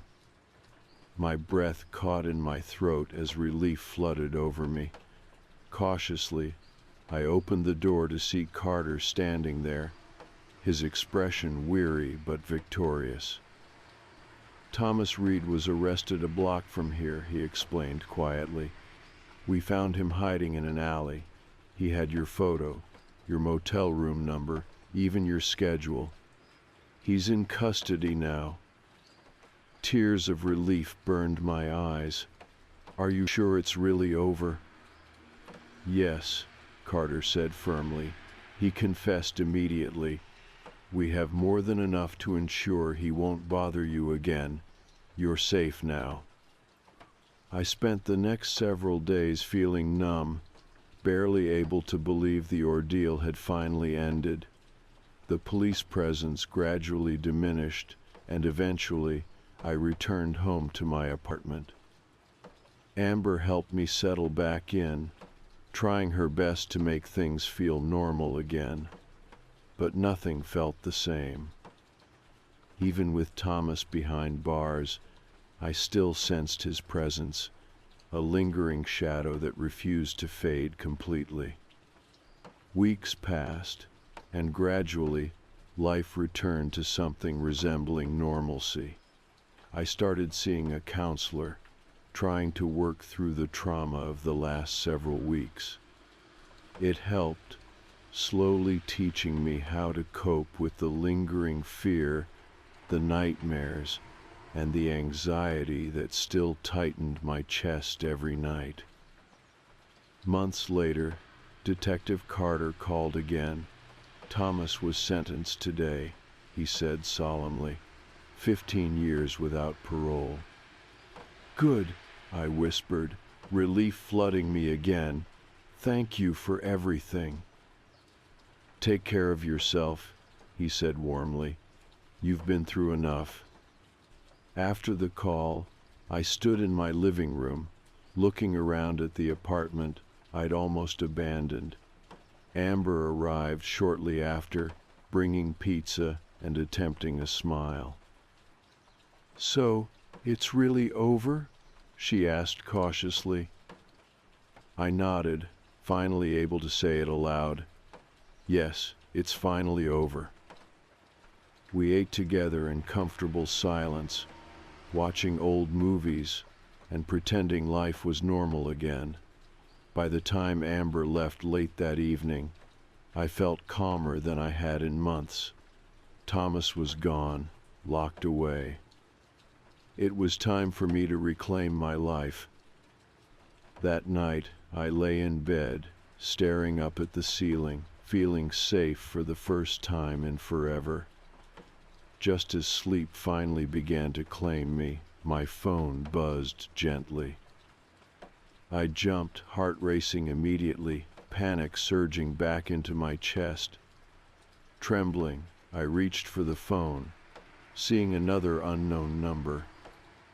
But as I opened the message, confusion replaced fear. It was from Thomas Reed, likely sent through someone else, one final message before his prison sentence truly began. "I'm sorry." I stared at those two words for a long time, feeling a strange mixture of relief, confusion, and sadness. Whatever had driven him to torment me had finally broken. He had accepted responsibility, even if it was too late to change anything. I deleted the message, blocking the number immediately. Thomas was finally gone from my life, not just physically but mentally too. He no longer held power over me. As the weeks became months, and eventually turned into years, my life moved forward. I changed jobs, moved into a safer neighborhood, and continued counseling. Gradually, the nightmares faded, the anxiety lessened, and normal life returned. I rarely thought of Thomas Reed, and when I did, it was without fear. He was part of my past, a painful chapter that had finally closed. But even now, years later, the lessons stayed with me: the importance of resilience, the fragility of safety, and the strength I'd discovered in myself. Thomas had intended to break me, but instead, he'd taught me how to survive. In the end, he had taken many things from me: my job, my sense of security, my sleep, but he'd never managed to take away my will to reclaim my life. And that, more than anything, was my victory.